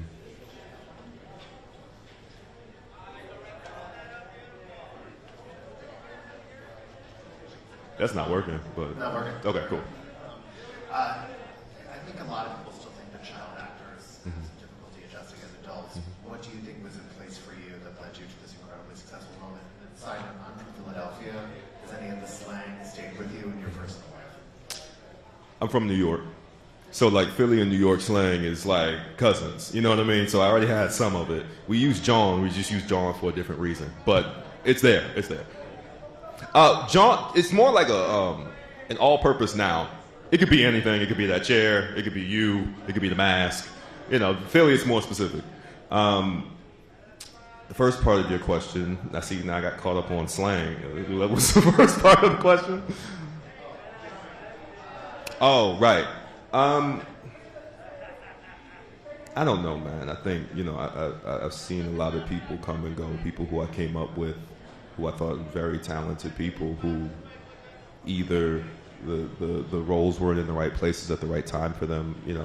I think for me, I just always really wanted to do good work. And wherever there was good work that allowed me to do it, that's where I went. I think a lot of people think that the road is straight. When the first time I was here, I was 13 when Everybody Hates Chris was nominated. I think people think, and from there, you just keep going. And it doesn't always look like that, you know what I mean? You find ways to reinvent yourself and find new ways to get passionate about the work. So I hope that if anything is taken from this, that it's not always linear, and there are missteps for everybody along the way. So I don't think there's any real one formula that makes it work. Thanks, man. Hi. Oh, right here. Okay. What's also been great about Abbott Elementary is that we're seeing a longer season, and right now in the TV landscape, we see 10 episode seasons. And, with more episodes, you get more time to build characters and stories, and the Janine and Gregory romance is slow burn. Do you think it's beneficial for TV shows to have those longer episodes? Like, do you think we should see more of that now? I think every actor in the room would say yes. I like network TV and that high episode count because to me it feels harder to do. It's easier to manufacture quality product at a lower clip than a higher clip. I think that the industry is in a good place when we do higher episode counts because it requires those shows to sustain and maintain, and it gives the audience something to be locked into over time. Personally, I would like to see more of it. But I also understand that there are certain stories that are told and better in different mediums. But I would like for Abbott to not be the outlier there. I don't want us to be the asterisk, the like, sometimes this happens. I think audiences would appreciate shows with a bigger clip of episodes. Hi, over here. Hey. Since you do get to work with so many of the young kids on set, do you get to give them any advice being a child actor yourself?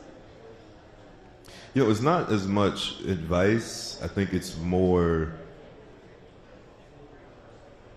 helping them to be comfortable in the atmosphere. I think that's the number one thing a kid needs when first starting their career in this industry, is to feel comfortable and be able to be a kid and just have fun and ask questions. And I think so many times I found myself as a child in very stringent work atmospheres that weren't conducive to being a kid.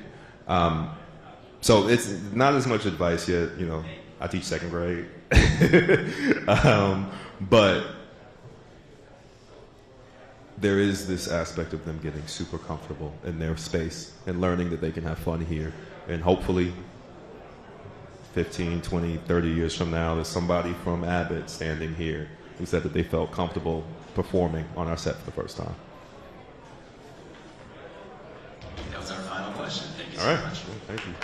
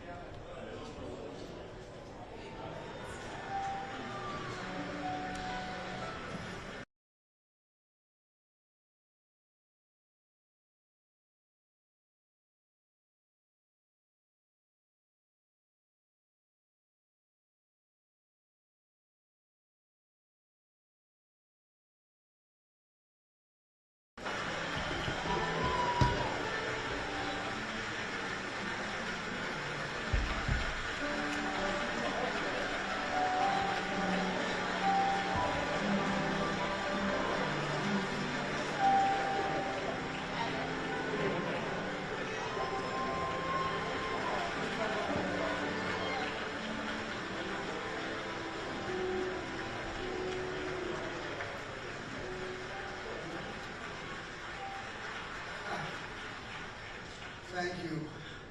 I always say that if I prepare something, you know, it's going to jinx it, so I never prepare anything, and I'm really, really happy about this. But I think there's 5 people happier than I am. There's my sister Ann, my sister Sue, my sister Nancy. There's my dad Arnold and my mom Leah. She is up there cavelling about this right now. You know, I've been hiding from this story since I was 17 years old. I put a lot of things in my way of this story. I told this story in parts and parcels all through my career. E.T. has a lot to do with the story. The Close Encounters has a lot to do with the story. But I never had the courage to hit this story head on until Tony Kushner, when we were working on Munich, which was a long time ago, sat me down and said, start telling me about all these stories I've heard about your life. And we started a conversation. And the conversation lasted all through Munich, all through Lincoln, all through West Side Story. And my wife, Kate, was always saying, you have to tell this story. And during COVID, I didn't know if any of us were going to have the chance to tell any of our stories again in March, April, May of 2020. So we sat down to tell a story which is, I think everything I've done up to this point has made me ready to finally be honest about the fact that it's not easy to be a kid, the fact that everybody sees me as a success story, and everybody sees all of us the way they perceive us based on how they get the information. But nobody really knows who we are until we're courageous enough to tell everyone who we are. And I spent a lot of time trying to figure out when I could tell that story. And I figured out when I turned about 74 years old, I said, you better do it now. You better do it now. So, and I'm really, really happy I did. Thank you, Hollywood Foreign Press, for this honor. And thank you, all my entire team, Michelle Williams and Paul Dano and Judd Hirsch and Seth and and all the girls and Gabriel LaBelle, who is a much better person in my movie playing me as I was playing me in my life. And everyone else who is a part of this, just thank you from the bottom of my heart.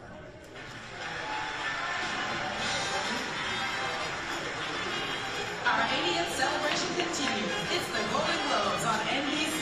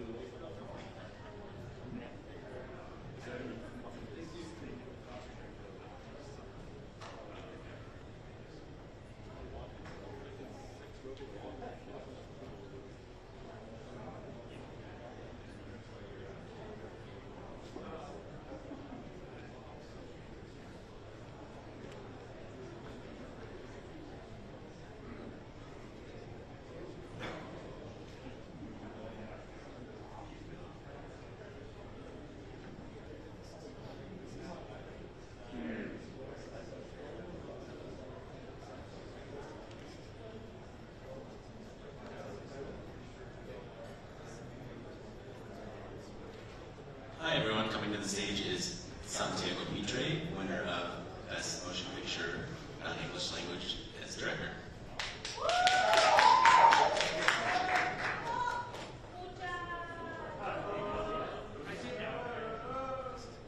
Buenas noches. Good evening. Thank you very much. I'm very happy.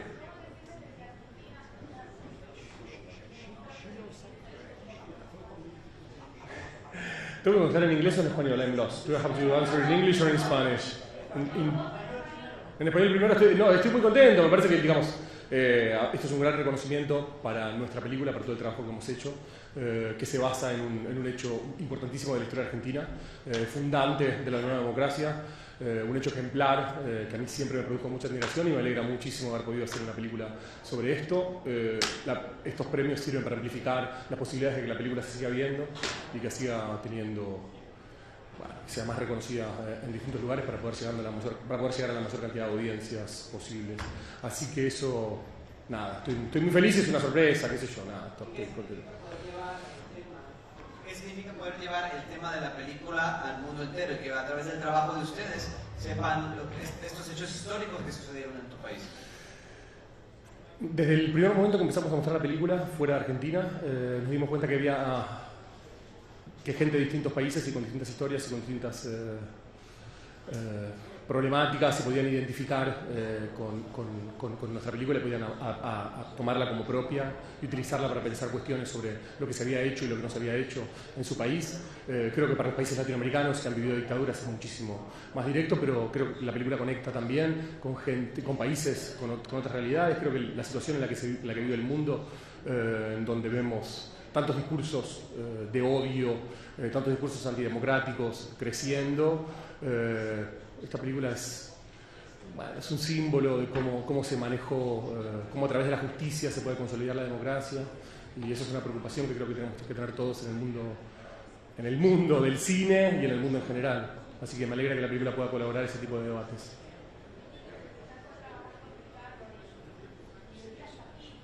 Bueno, Ricardo para mí es uno de los mejores actores del mundo, yo lo admiro desde hace muchísimos años. Él es productor también de la película, así que me acompañó desde el principio y confío muchísimo en el proyecto. Le estoy muy agradecido, es un placer trabajar con él porque hace todo bien y además es muy divertido después la promoción de una película y los viajes de una película con él, así que lo quiero para siempre y es una leyenda para mí. Tiene el respaldo de Victoria Alonso, la mujer más famosa del mundo de Marca detrás de cámara. Bueno, Vicky es una persona increíble, la verdad que tuvimos mucha suerte de que ella se interesara en nuestra película y quisiera apoyarnos. Participó muy activamente en todos los procesos y nada, qué sé yo, sí, es un ícono ella también, digo, los consejos que nos daba y la manera en la que vio la película y cómo creyó siempre en la película fue muy alentador. Muchísimas gracias a ustedes. Ninguna película me pregunta en inglés. I want to thank especially to Amazon Studios. Please write it down whenever you, because I forgot to say it in the speech, and they made this film with me. So thanks to Amazon.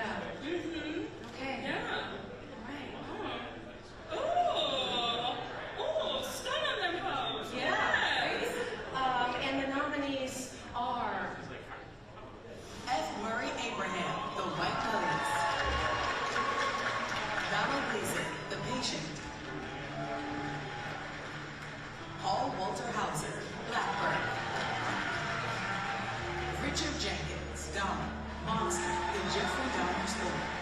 Seth Rogen, Pam and Connie.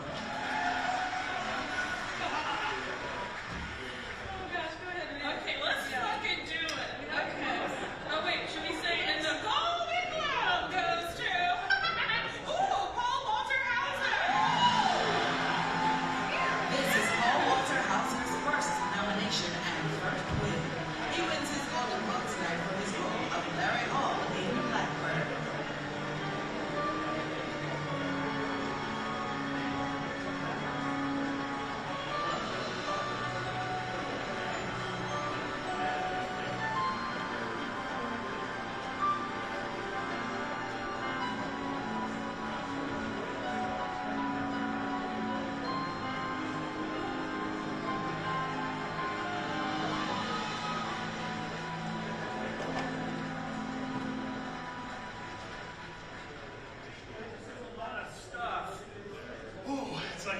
Museum with a pulse, right? Love you, buddy. Holy cow.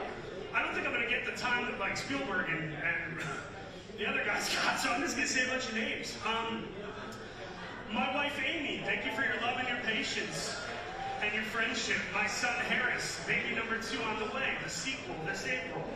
My parents, Paul and Deb, my siblings, Matt, Julie, and Elise. My reps, Ryan, Sam, Rachel, Ruby, Peter, Isaac, Carrie, Emma, Samantha, Zach, Jamie, Matt, the whole team at Apple, Carrie, Richard, Bradley, Alexandra, for producing this thing and making it the best it could be.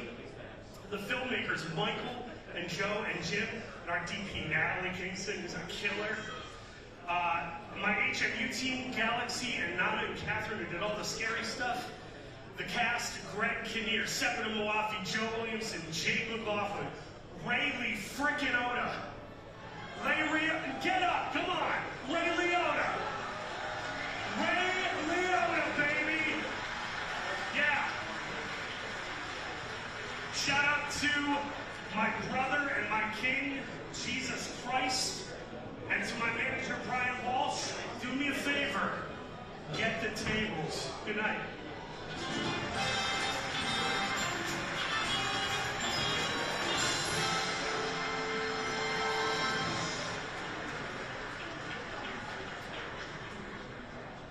I feel like I look like my father in these glasses, except as a murderer.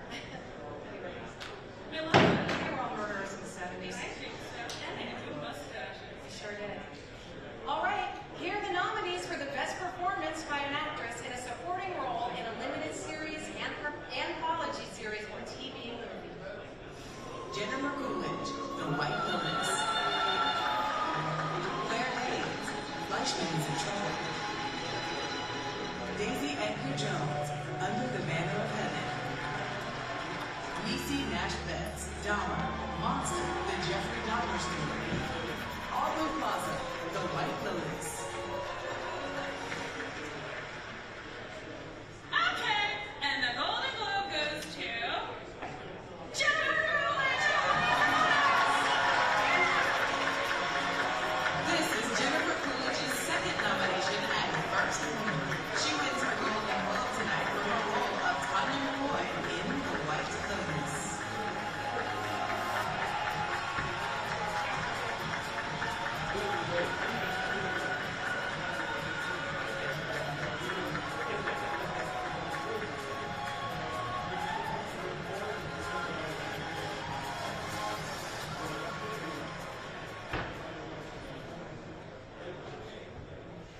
Oh, thank you so much. Wow.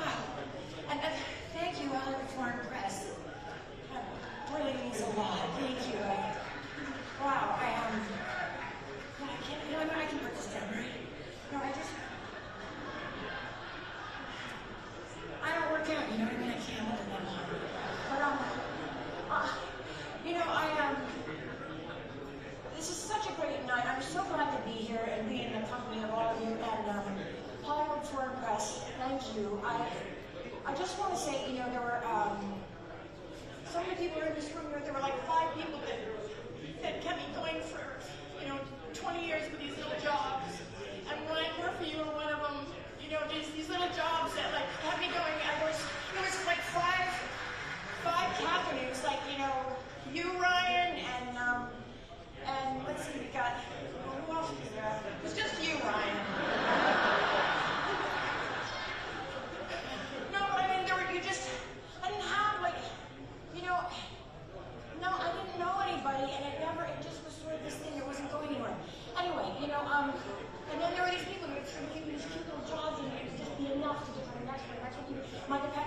kept me going for a long time.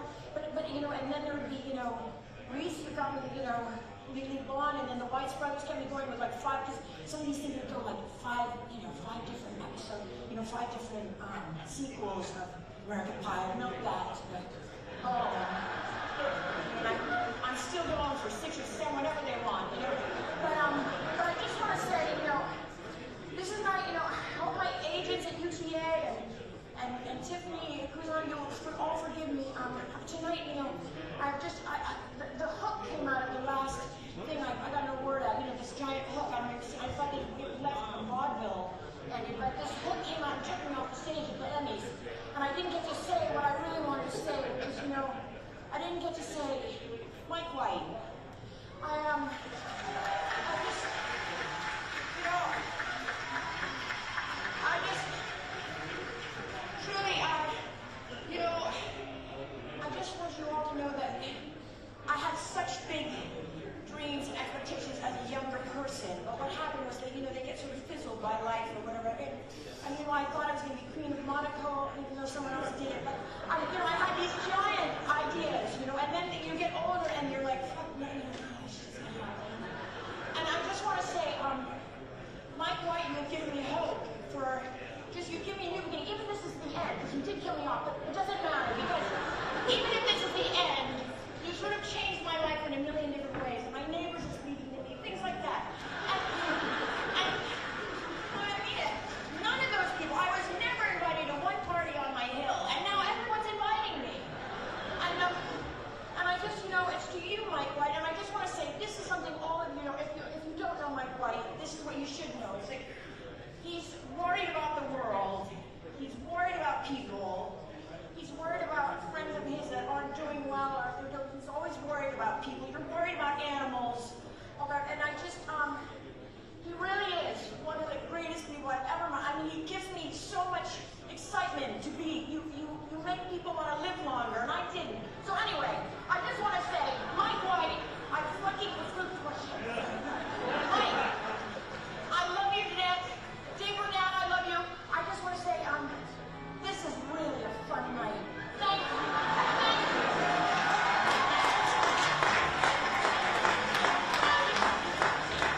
Coming up, Yellowstone's own here on the Golden Globes.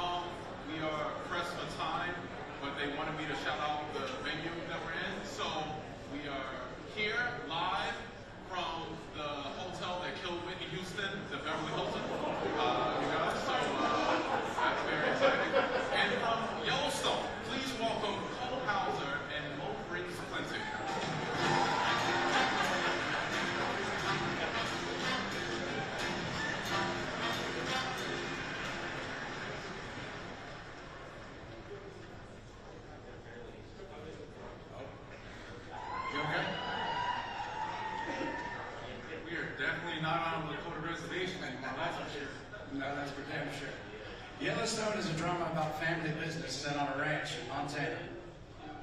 It's about the ruthless pursuit of power, greed, lying, avarice, and narcissism. It's basically Hollywood on horseback. Here are the nominees for Best Performance by an Actress in a Limited Series, Anthology Series, or TV Movie. Jessica Chastain, Georgia Tanner. Julia Gardner, Inventing Anna. Lily James, Pam and Tommy. Julia Roberts, Gaslit. Amanda Seyfried, The Dropout.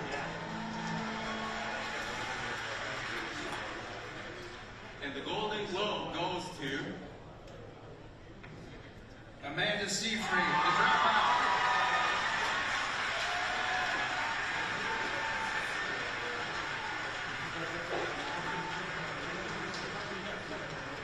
Amanda Seyfried is deep in the process of creating a new musical this week and could not be here tonight.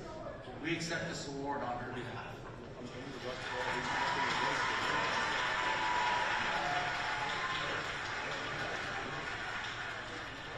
Here are the nominees for Best Performance by an Actor in a Limited Series, Anthology Series, or TV Movie.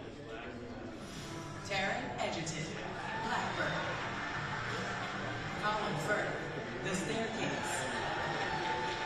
Andrew Garfield, Under the Banner of Heaven.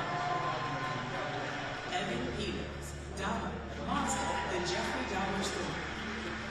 Sebastian Stan, Pam and Tommy. And the Golden Globe goes to Evan Peters, Evan Monster, The Jeffrey Dahmer Story. This is Evan Peters' first nomination and first win. He wins his Golden Globe tonight for his role of Jeffrey Dahmer in Dahmer, Monster, The Jeffrey Dahmer Story.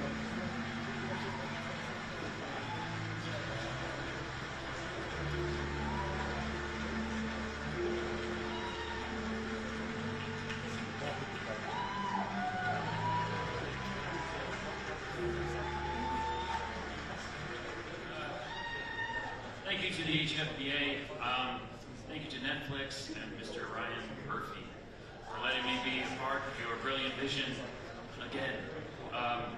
Alexis Martin, Woodall, Regis Kimmel, and the entire post-production team for showing me how they work their brilliant magic.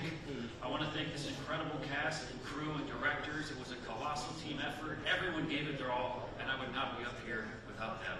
I want to thank my family, friends, and loved ones who helped pick me up when I fell and carried me to the finish line. And last but most importantly, I want to thank everyone out there who watched this show. It was a difficult one to make, a difficult one to watch, but I sincerely hope some good came out of it. Thank you. She is a Golden Globe winner and a star of Blues. Please welcome Michaela J. Rodriguez.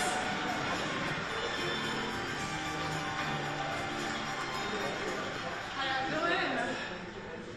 All right, so I'm here to present the Golden Globes for the Best Television Limited Series, Anthology Series, or TV Movie, or as I call this category, too many great options, too little time. Here are the nominees. Blackbird. Dahmer, Monster, The Jeffrey Dahmer Story. The Dropout. Pam and Tommy. The White Lotus.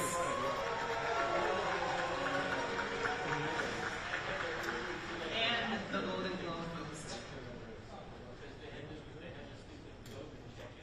It's hard to open. The White Lotus. Coming to the stage tonight for The White Lotus are creator, writer, director, and executive producer Mike Light, and executive producers David Birdman and Art Cahan. Accepting the Golden Globe is Mike Light.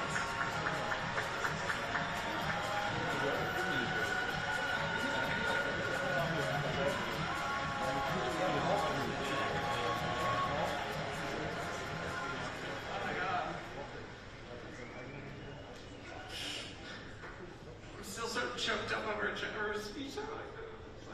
But anyway, I was going to give the speech in Italian, but I'm too drunk because there was no food. The food, when you got there, they were like, the food is over, you can't have any, it was just she didn't drink or something like that.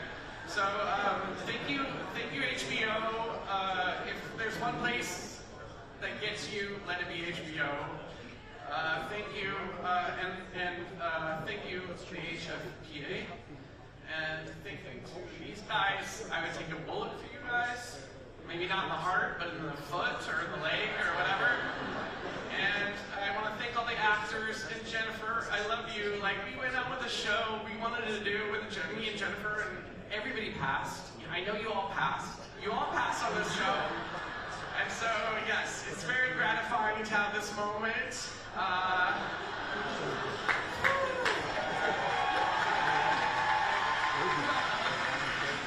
She's the best. She's the best.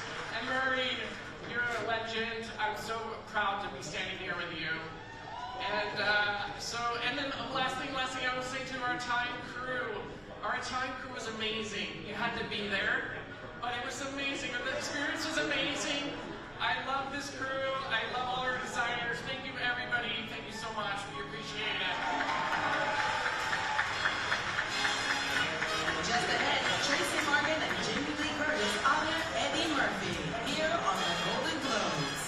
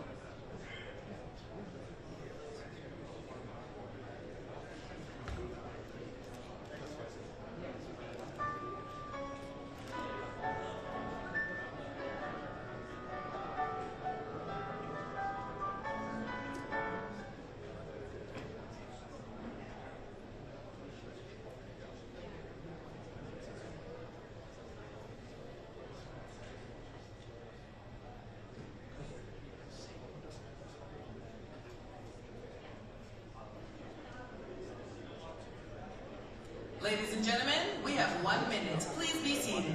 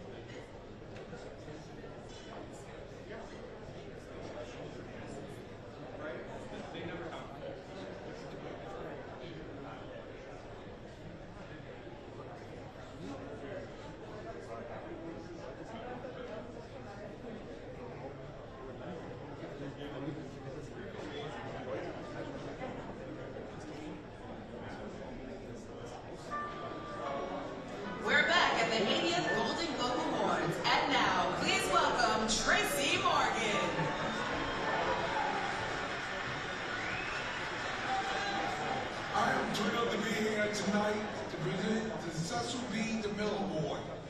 This year's recipient is Eddie Murphy. Eddie Murphy is the reason I started doing comedy. After watching Delirious and Raw, two of Eddie's groundbreaking stand-up specials, I knew I wanted to be a comedian. Eddie Murphy is a comedy rock star. We both have so much in common. You're a stand-up comedian, I'm a stand-up comedian. You were on SNL, I was on SNL. You were born in Brooklyn, I was born in Brooklyn. You went on to become a world-famous movie star, I was born in Brooklyn. I got to meet Eddie Murphy on the set of Saturday Night Live, and he gave me advice that I still hold dear to my heart to this day. He said, Tracy, always do good work. Never take a gig just for money. That's what Walmart trucks are for.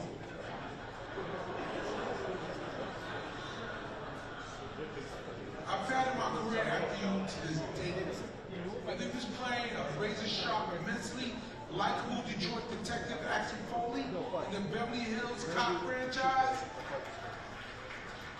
or the smoothest, coolest gangster in Harlem that Harlem has ever known in Harlem Nights, a film he wrote and directed. And he brings humor and charm to the big screen like no other. I remember sitting on the set of Coming to America 2 and referencing obscure scenes of the original Planet of the Apes starring Chuck Hess. Doctor, what do you think they'll find out there? Their destiny. A great entertainer that you are, I know that the most important role you play is being a dad. You got 10 children. 10! Your pull-out game is weak, Eddie. I know you're trying to break Bob Marley's record. You look at Paige and you get her pregnant. But you're a good dad.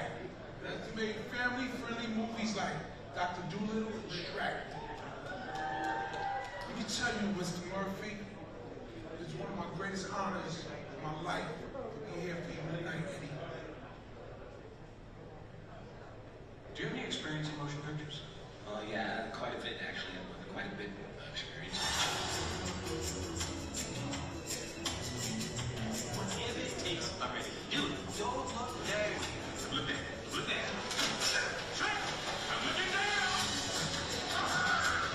Exactly what we like Jimmy to do for you. I can see. Let me hear you. That's close enough. That is a shame. This is not like what I did to Dory. My name is Quick. Come on. Who they call my name?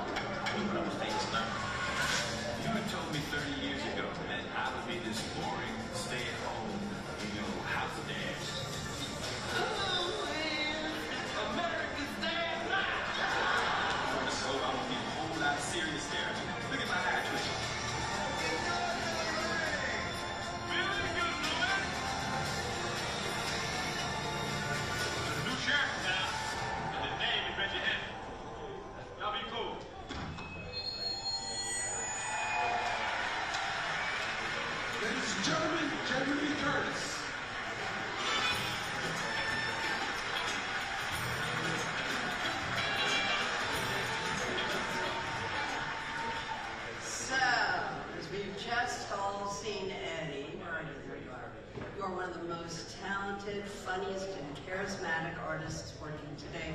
I knew that from the very first time we worked together on Trading Places in 1983. You remember on the train when you clapped in glee? We are moving! We are moving! Remember that? He's like, you're doing. It was funny. You were really funny. Well, you've been doing that. You've been moving and moved through your creative life, and I've been able to watch you grow as a man and a father and a husband and a friend, and we've all gotten to see you grow as an artist. So it's really wonderful for Tracy and I to present you on this global stage with the Cecil B. DeMille Award to a man who has truly had a rewarding and creative life. Our old friend, Eddie Murphy.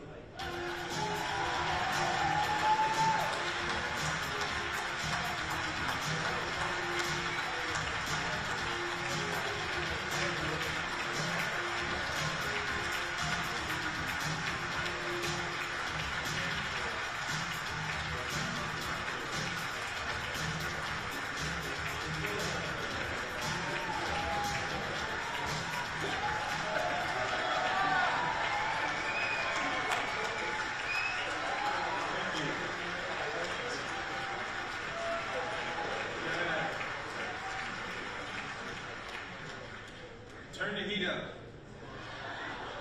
Back there it's nice and warm, but over here, ooh, it's cold as hell.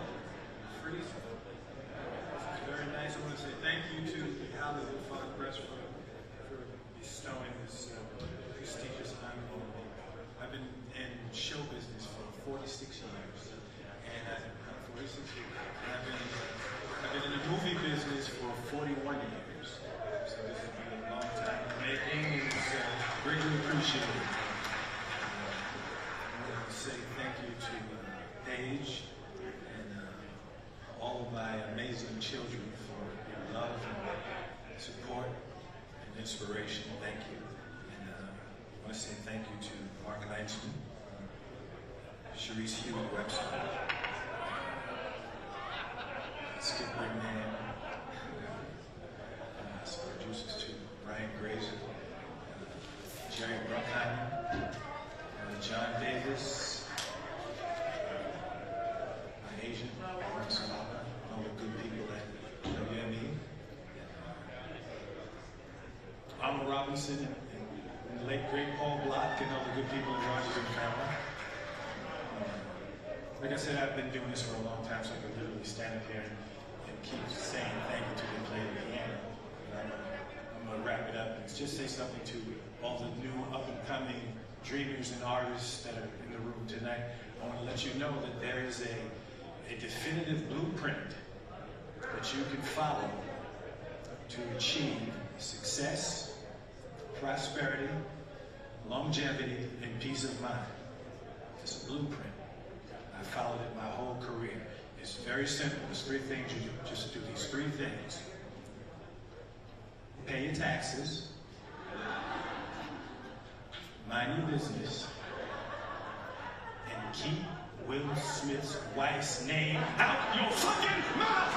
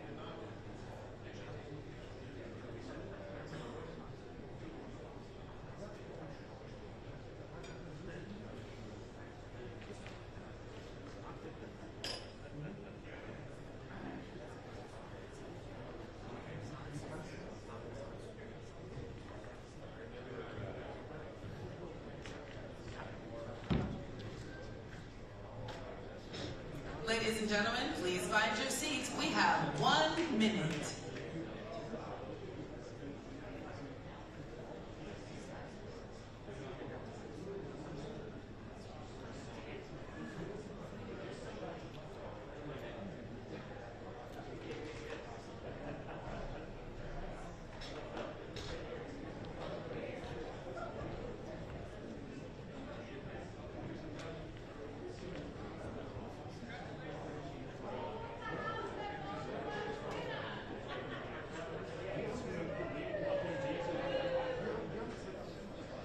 We are 30 seconds back, ladies and gentlemen.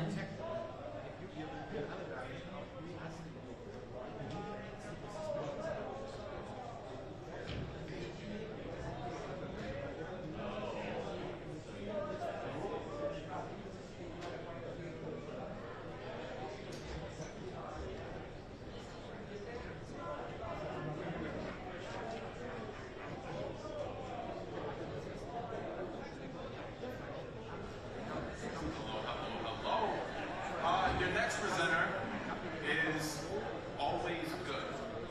She's always incredible. I'm a really big fan of hers. She's here. She's a star. He cops the best man in the final chapters. Please welcome Regina Hall.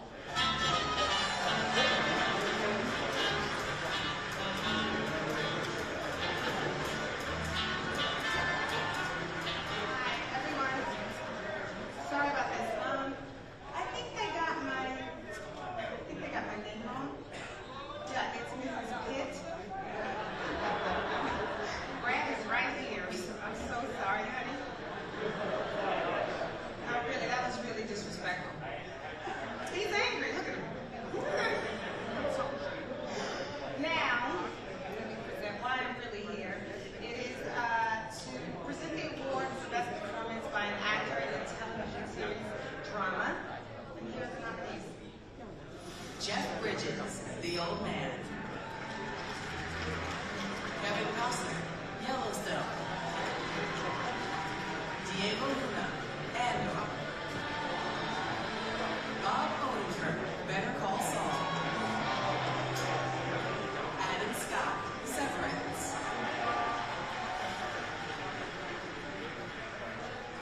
I can look. Okay.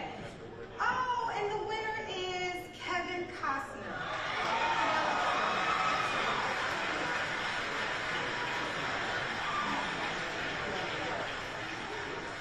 Kevin Costner, he so much wanted to be.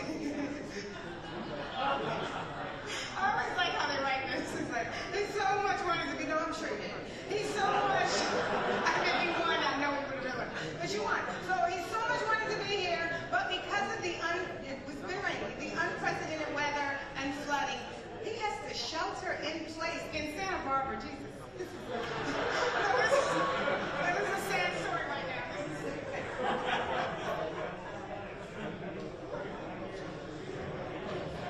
Thank you for your patience. Now coming to the stage is the winner for Best Supporting Actor in a Limited Series from Blackbird, Paul Walter-Hauser.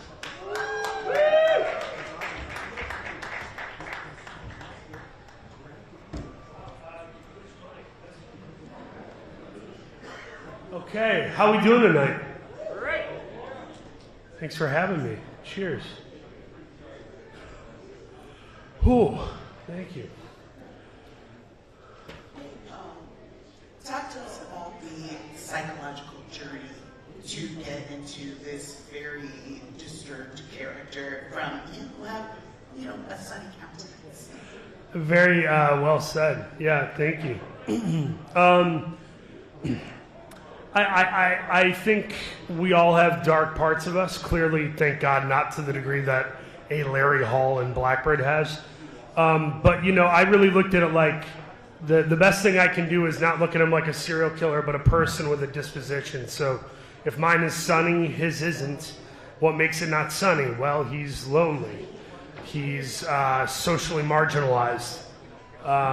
He is not as good as his brother, who's his twin. He grew up probably pretty poor.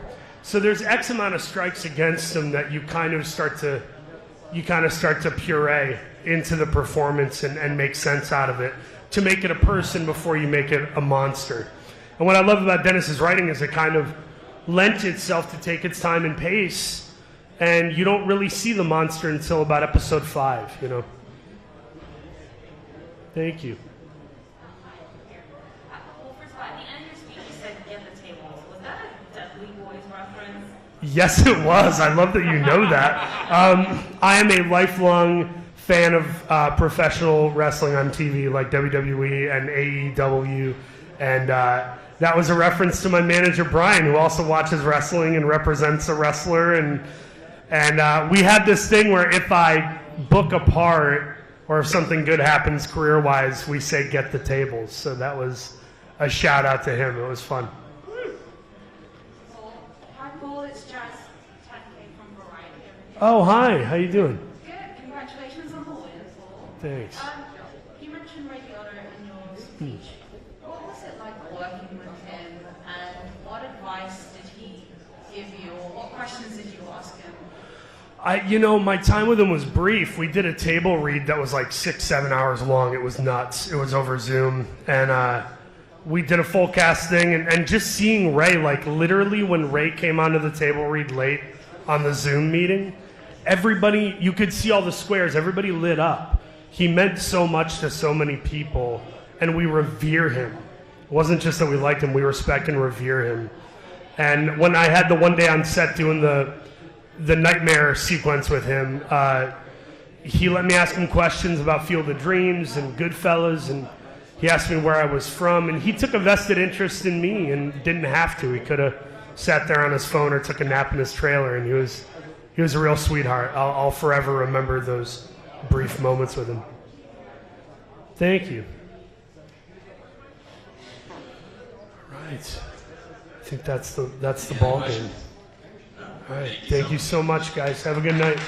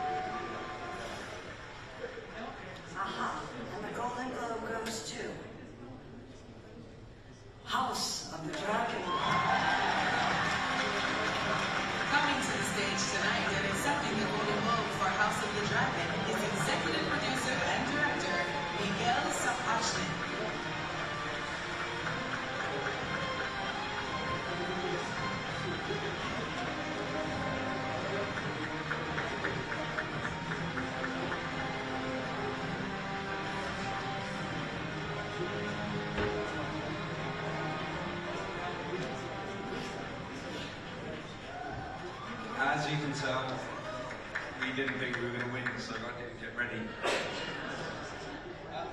Thank you very much. This is amazing. I've got to say, Severance is awesome. I love that show. If I could have made House of the Dragon like Severance, I would have. It would have been a bit weird. Can I have a hand of applause for these amazing actors? We had an amazing cast, absolutely stunning. I don't know what else to say, they were great. Hungry for Preston. HBO, which kind of entrusted us with a golden goose. Hope it was worth it. And blimey, here goes the music. Hi everyone, coming to the stage is Cecil B. DeMille honoree, Eddie Murphy.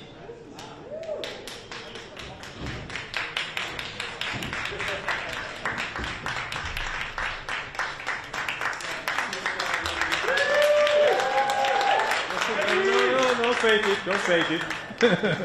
I know it's a long night. Hey. Congratulations. What would you say is the current state of comedy? Oh, I couldn't say. You came too hard with the first question. What's the meaning of life, Eddie? I was like, what the fuck? I think comedy is just fine, you know. I think, there's a lot of funny people out there, and it's actually a bigger platform to do comedy, and comedy's just fine. As we approach Black History Month, I was wondering if you have a living legend that you could talk about what they mean to you. A living legend? Yes. Living legend. Do I have a living legend that's... most of the legends that I look up to are all dead. About the legends. And the number one legend of all time for me is Muhammad Ali. So that's what my head went to. So it was like, who's like Muhammad Ali around now? For me, like nobody. My hero and the legend of my life is Muhammad Ali. In this Black History Month. Is that it? Okay. Unfortunately, that's the last question. Oh, okay, cool.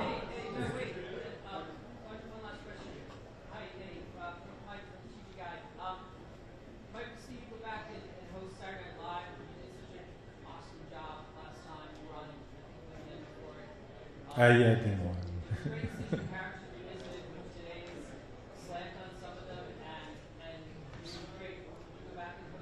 Absolutely, yeah, absolutely. Looking forward to going back.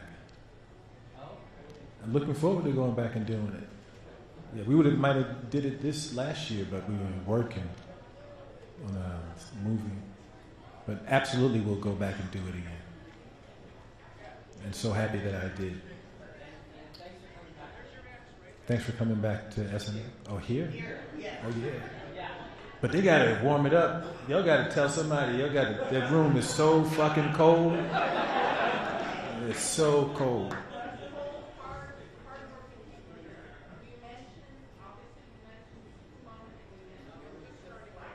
I mentioned what? The slack. The what? The slack.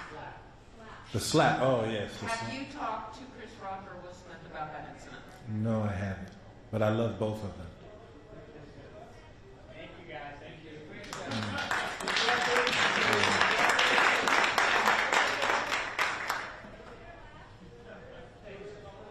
Night, y'all.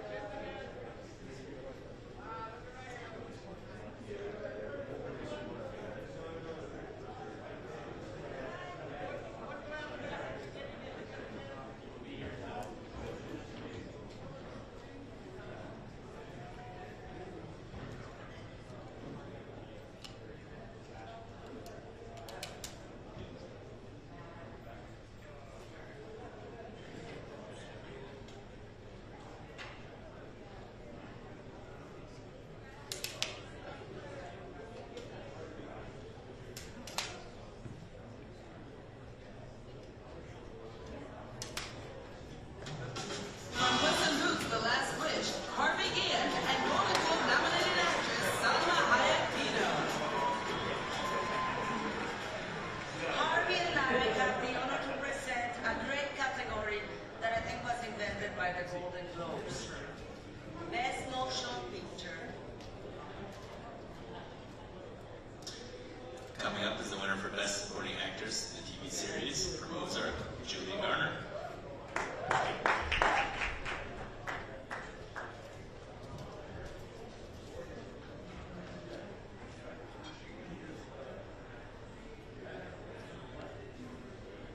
Hello.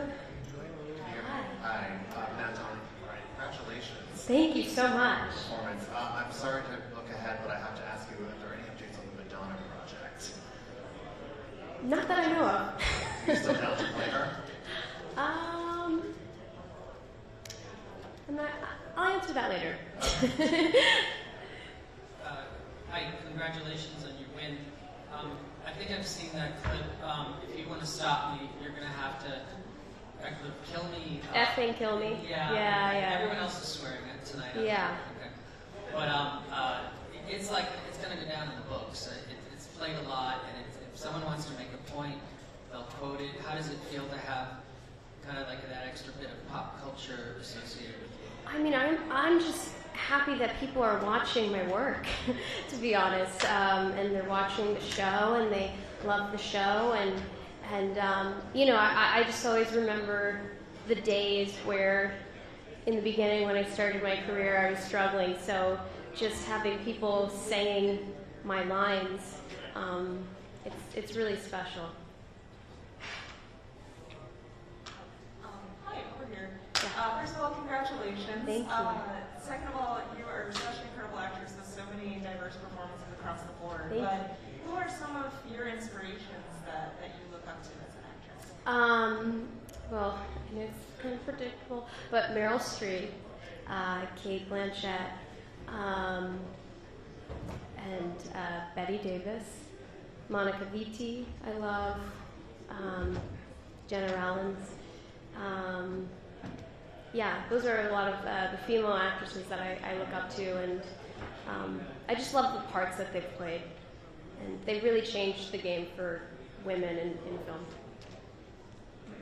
Yeah. Is there any other questions? I think that's it. Thank you so much. Thank you guys so much. Thank you. Thank you. Bye.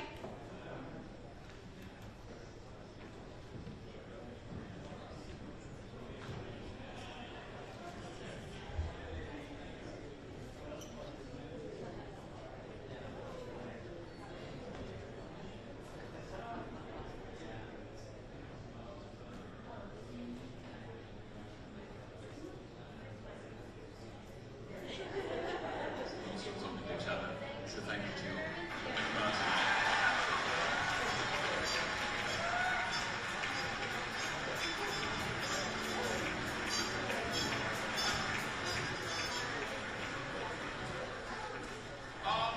guys, truly, the truest testament to diversity is the fact that your next presenter somehow has the best slave movie.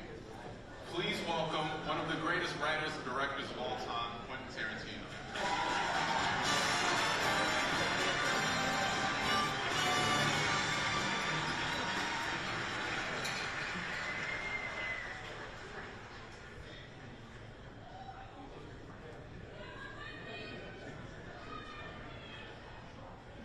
Tom Cruise, Steven Spielberg, Elvis Presley, Kate Blanchett, and whatever those blue people in Avatar are called. These are some of the actors, characters, and filmmakers for the nominees for Best Motion Picture Drama. Avatar, The Way of Water. Elvis. The Fabelmans. Tar. Top Gun Maverick.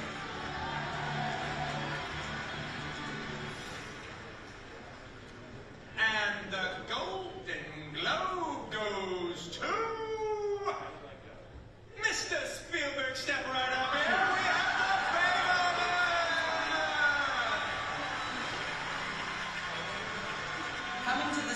Tonight for The Fablemans are producer Christy Mapasco-Krieger, writer, director, and producer Steven Spielberg, and writer and producer Tony Kushner. Accepting the Golden Globe is Christy Mapasco-Krieger.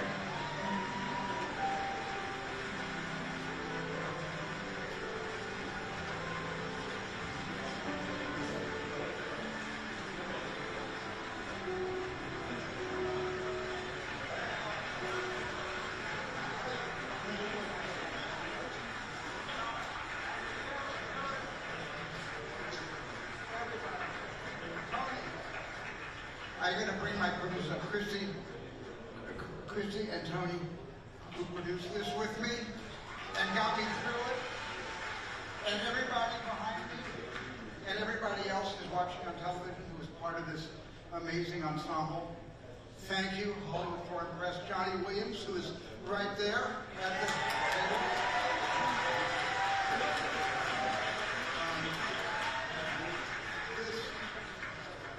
I'd like to just say one thing that Quentin said to me when he gave me this award. He said that John Cassavetes would be so proud because he said that because I was John Cassavetes' PA on one of his movies.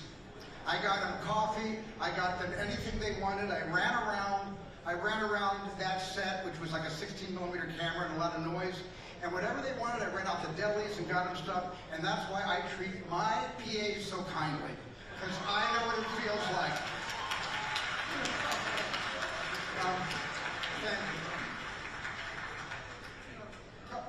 you. I'm shocked.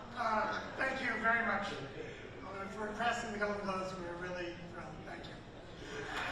All right. Well, because my office is on the Universal lot, and I'm very involved, and I want to stay on the Universal lot, I don't want to be the reason this goes too far into the 11:30 news in New York City. So Brian Roberts, thank you. Jeff Shell, thank you. Donna Langley, thank you. Everybody at Universal and everybody behind the scenes, and Christy McCosco, who is my mainstay and everything. Bless you all. Thank you. Guys, thank you very much. Steven Spielberg, what's up, congrats. Angela, you look beautiful. Congratulations to you. Thank you guys for watching. Your talent keeps us alive. Good night.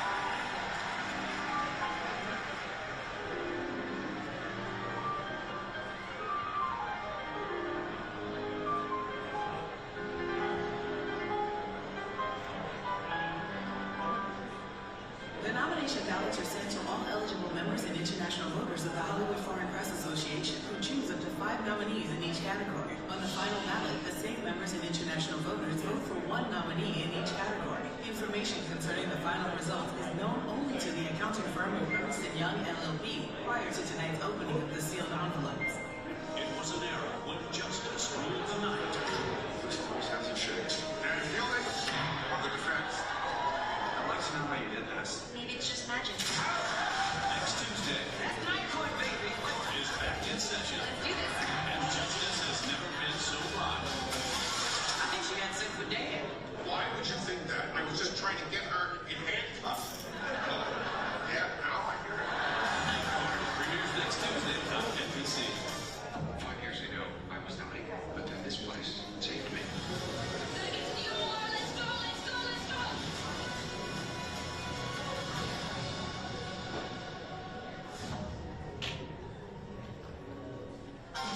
Later, Jimmy Fallon welcomes Leslie Jones, NBC Tonight.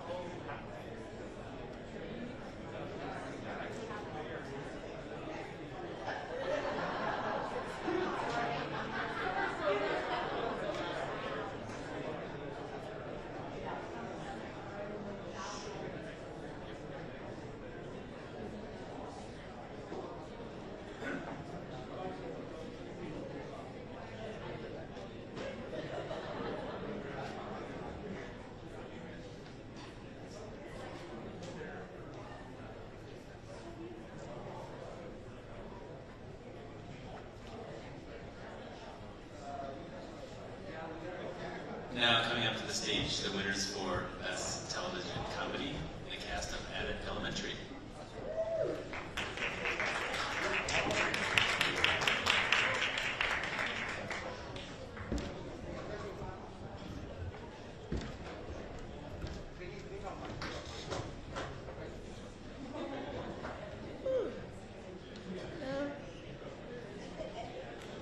I have to. Hi, guys. Hello. Have they been feeding you? We got nothing. We didn't eat. Thank you. Anybody got a finger Take sandwich some in their stuff. bag? Oh, nice. There's lasagna. I don't need other people's lasagna. Yeah. Thank you. Yes. That's because you're talking. For the whole night. With no food. Congratulations, Thank Added you. Elementary cast. Thank you. It's a well-deserved win. Thank you. My LLM deals with LGBTQ issues, and what I love about Added Elementary is the diversity, the inclusiveness, and the representation. Tell us about the importance of building that into your show. Oh, it's just a given. I mean, these are the worlds that I come from, worlds that are diverse. To me, it made sense to tell this story. You can't tell a story about a West Philadelphia public school without just being truthful about the environment. And that was one of the things that was exciting to me about making Abbott. I don't really have to fight too much to have diversity. I love that it's received with such reverence, but it really is just the story that we're telling. You're welcome. Hi, I'm with Lesbian News. Oh, wow. And, Remember? Alumni. Yes. I wanted to ask, have you talked to Joyce Abbott since all these wins and the Emmys and now about like all your accomplishments at the show? I know! She has a whole, yes, she's, and as she should be. She is now going and speaking to other teachers. She's going and speaking at conferences. And so we follow each other on Instagram, but I haven't talked to her directly, no. But I talk to my mom all the time, who inspired the show, which makes me feel very good. So, yeah. I like that Joyce Abbott is too busy for you. I know she is. Yeah. She is out on the move. I didn't know you knew that, Janelle. She is out there. Oh, yeah, Cheryl did you talked to her before I have. Yeah, she's wonderful. Fuente, congratulations. Thank you. Oh, This latest right there. Congratulations on the latest win. Thank you. Are flying the flag for broadcast television. How do you feel in making Abbott Elementary? Is it present in your mind that this is broadcast TV and it's, you know, more ubiquitous than other forms of television distribution? Is that in your mind at all? Or Absolutely. Is that not? No, absolutely. That was a part of the creation of Abbott. It was a show that was created for broadcast, with broadcast in mind. Honestly, with ABC in mind, I really wanted it to go either there or NBC. Happy wound up at ABC. I think it's important when you're making something to have an exact path laid out for it so that you can create a nice, succinct project. Even if it doesn't wind up there, you have something with a vision in mind, and I think that makes a better show.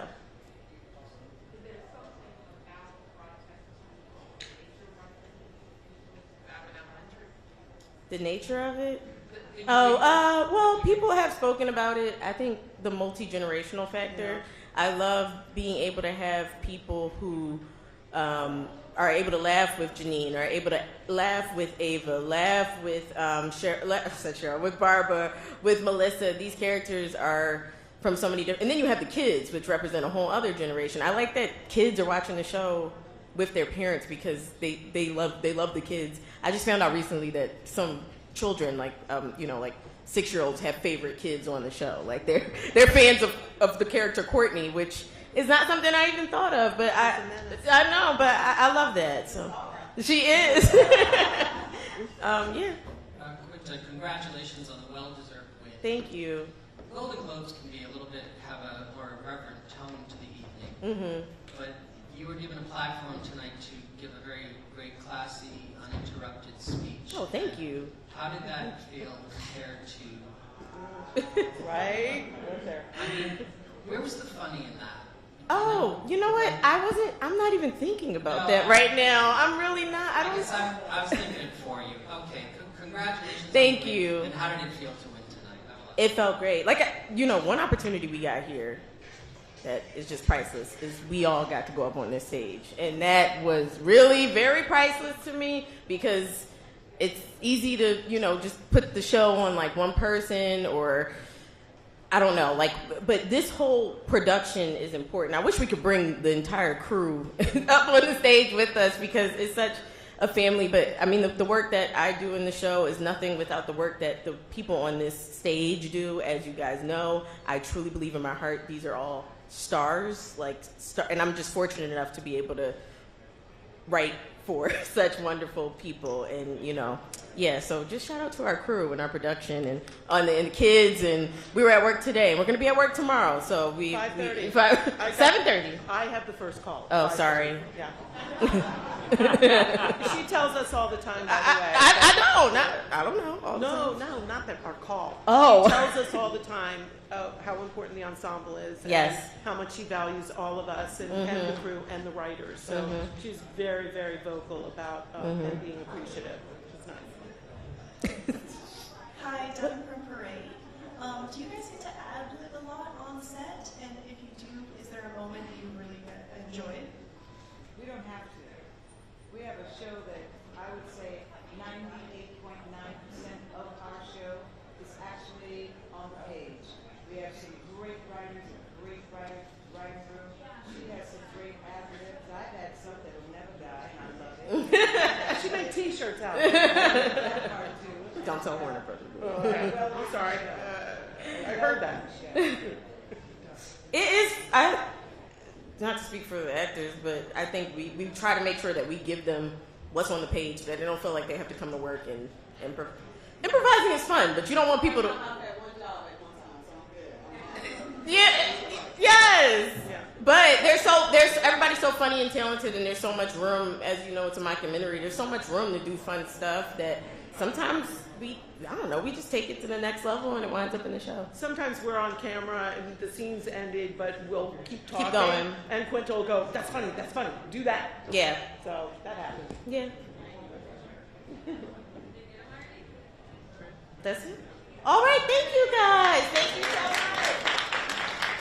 Thank you. Thank you. Back the way you came.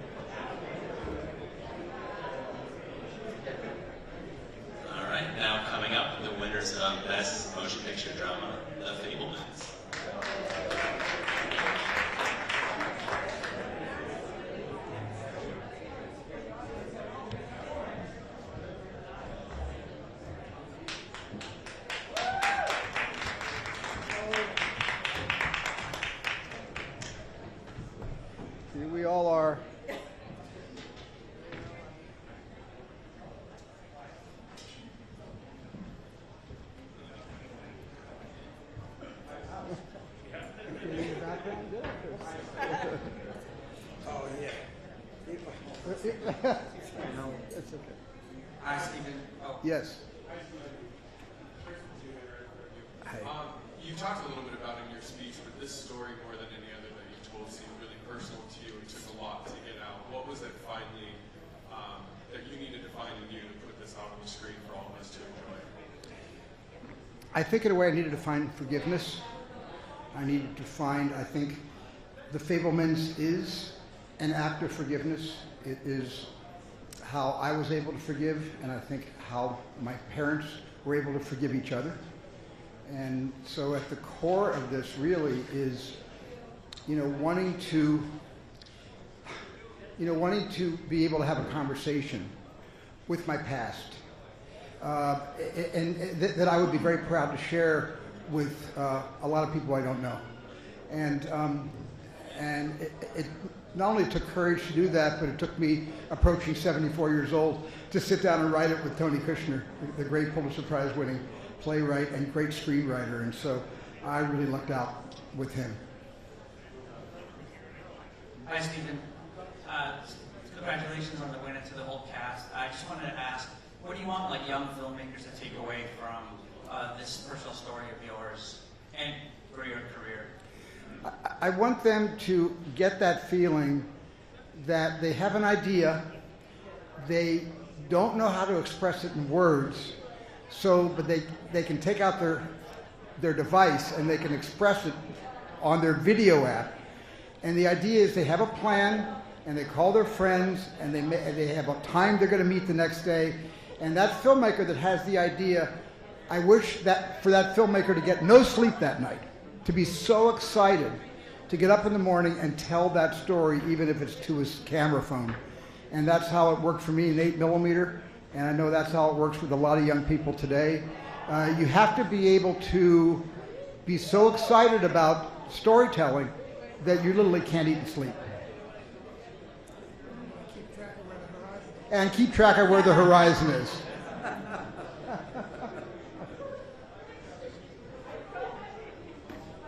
Okay? Hi, Stephen. Lene with People. I'm also from Scottsdale. Oh, you're a Phoenician. I am a Phoenician. Did you have certain people in mind for this cast, like when you were writing it, or did it kind of come to you, as you were doing it? Talk to us about that. Tony and I never had correct me if I'm wrong, we never had a casting decision because we were writing this movie about real people and real memories. And so the cast, as we wrote the script, had already been set in terms of my life, my history, my past. And so, no, we never talked about, wouldn't this actor or actress be good playing my mom and dad? That came only after the decision was made, where I made the decision to actually go beyond the script that Tony and I had written and actually make a movie about it. The minute that we started talking about casting was the fastest discussion we've ever had. We said, Seth, Michelle, and Paul, and it was done. It was really fast. Gabe was the hang-up. He was the one that we had to really think about it. Not to cast Gabe, we had to really think about how we're going to find Sammy, because I'm more objective about casting my parents than I am about finding a doppelganger for me. And so we spent a lot of time, and Cindy Tolan, who is a brilliant casting director out of New York City. Cindy cast this movie, also cast West Side Story. And Cindy found Gabriel, and he was in Vancouver, and you want to explain a little bit about how you came into being Sammy Fabelman? Sure. In March of 2021, I had done an audition for an untitled Amblin film, and everything is to be decided, and you're like an octopus, you do so much, so that could be anything. And then it wasn't until after I send in this tape that I called to hear feedback, and my manager gets back to me and he's like, yeah, I think, so I'm hearing, I think it is a Steven Spielberg movie, and I think it's about his life, and I'm pretty sure that the character you had just auditioned for was a young him. And then I'd come across all these articles. It's true, that movie is being made, and all these people behind me are in it. And then I hear nothing for 3 months. And then in late May, I get a text. They want to call back to Zoom with Cindy Tolan. I have these new sides. 2 days from then, I do it. And the day afterwards, I get a phone call. Steven Spielberg would like to meet with you. And 2 days from then, I Zoom with Steven, and we hang out for an hour. I'm acting for half of it. We're talking for the other half. And the day after that, my reps call me and tell me that I get it. And then 5 weeks from then, I'm in LA, and we're in the desert, and we're making Escape to Nowhere. Yeah. Thank you so much, everyone. Thank you very much, everybody. Thank you. You want a photo?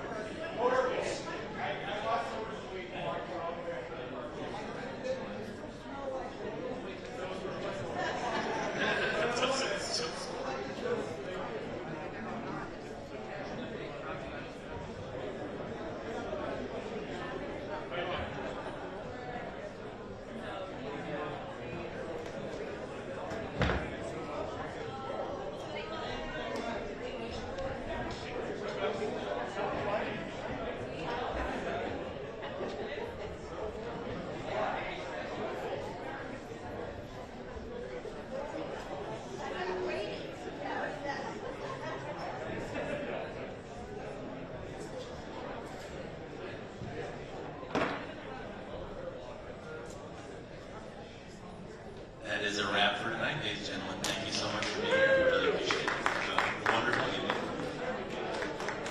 All right, and ladies and gentlemen, just as a reminder, anybody who rented a headset, please see Fred at the headset station. Thanks.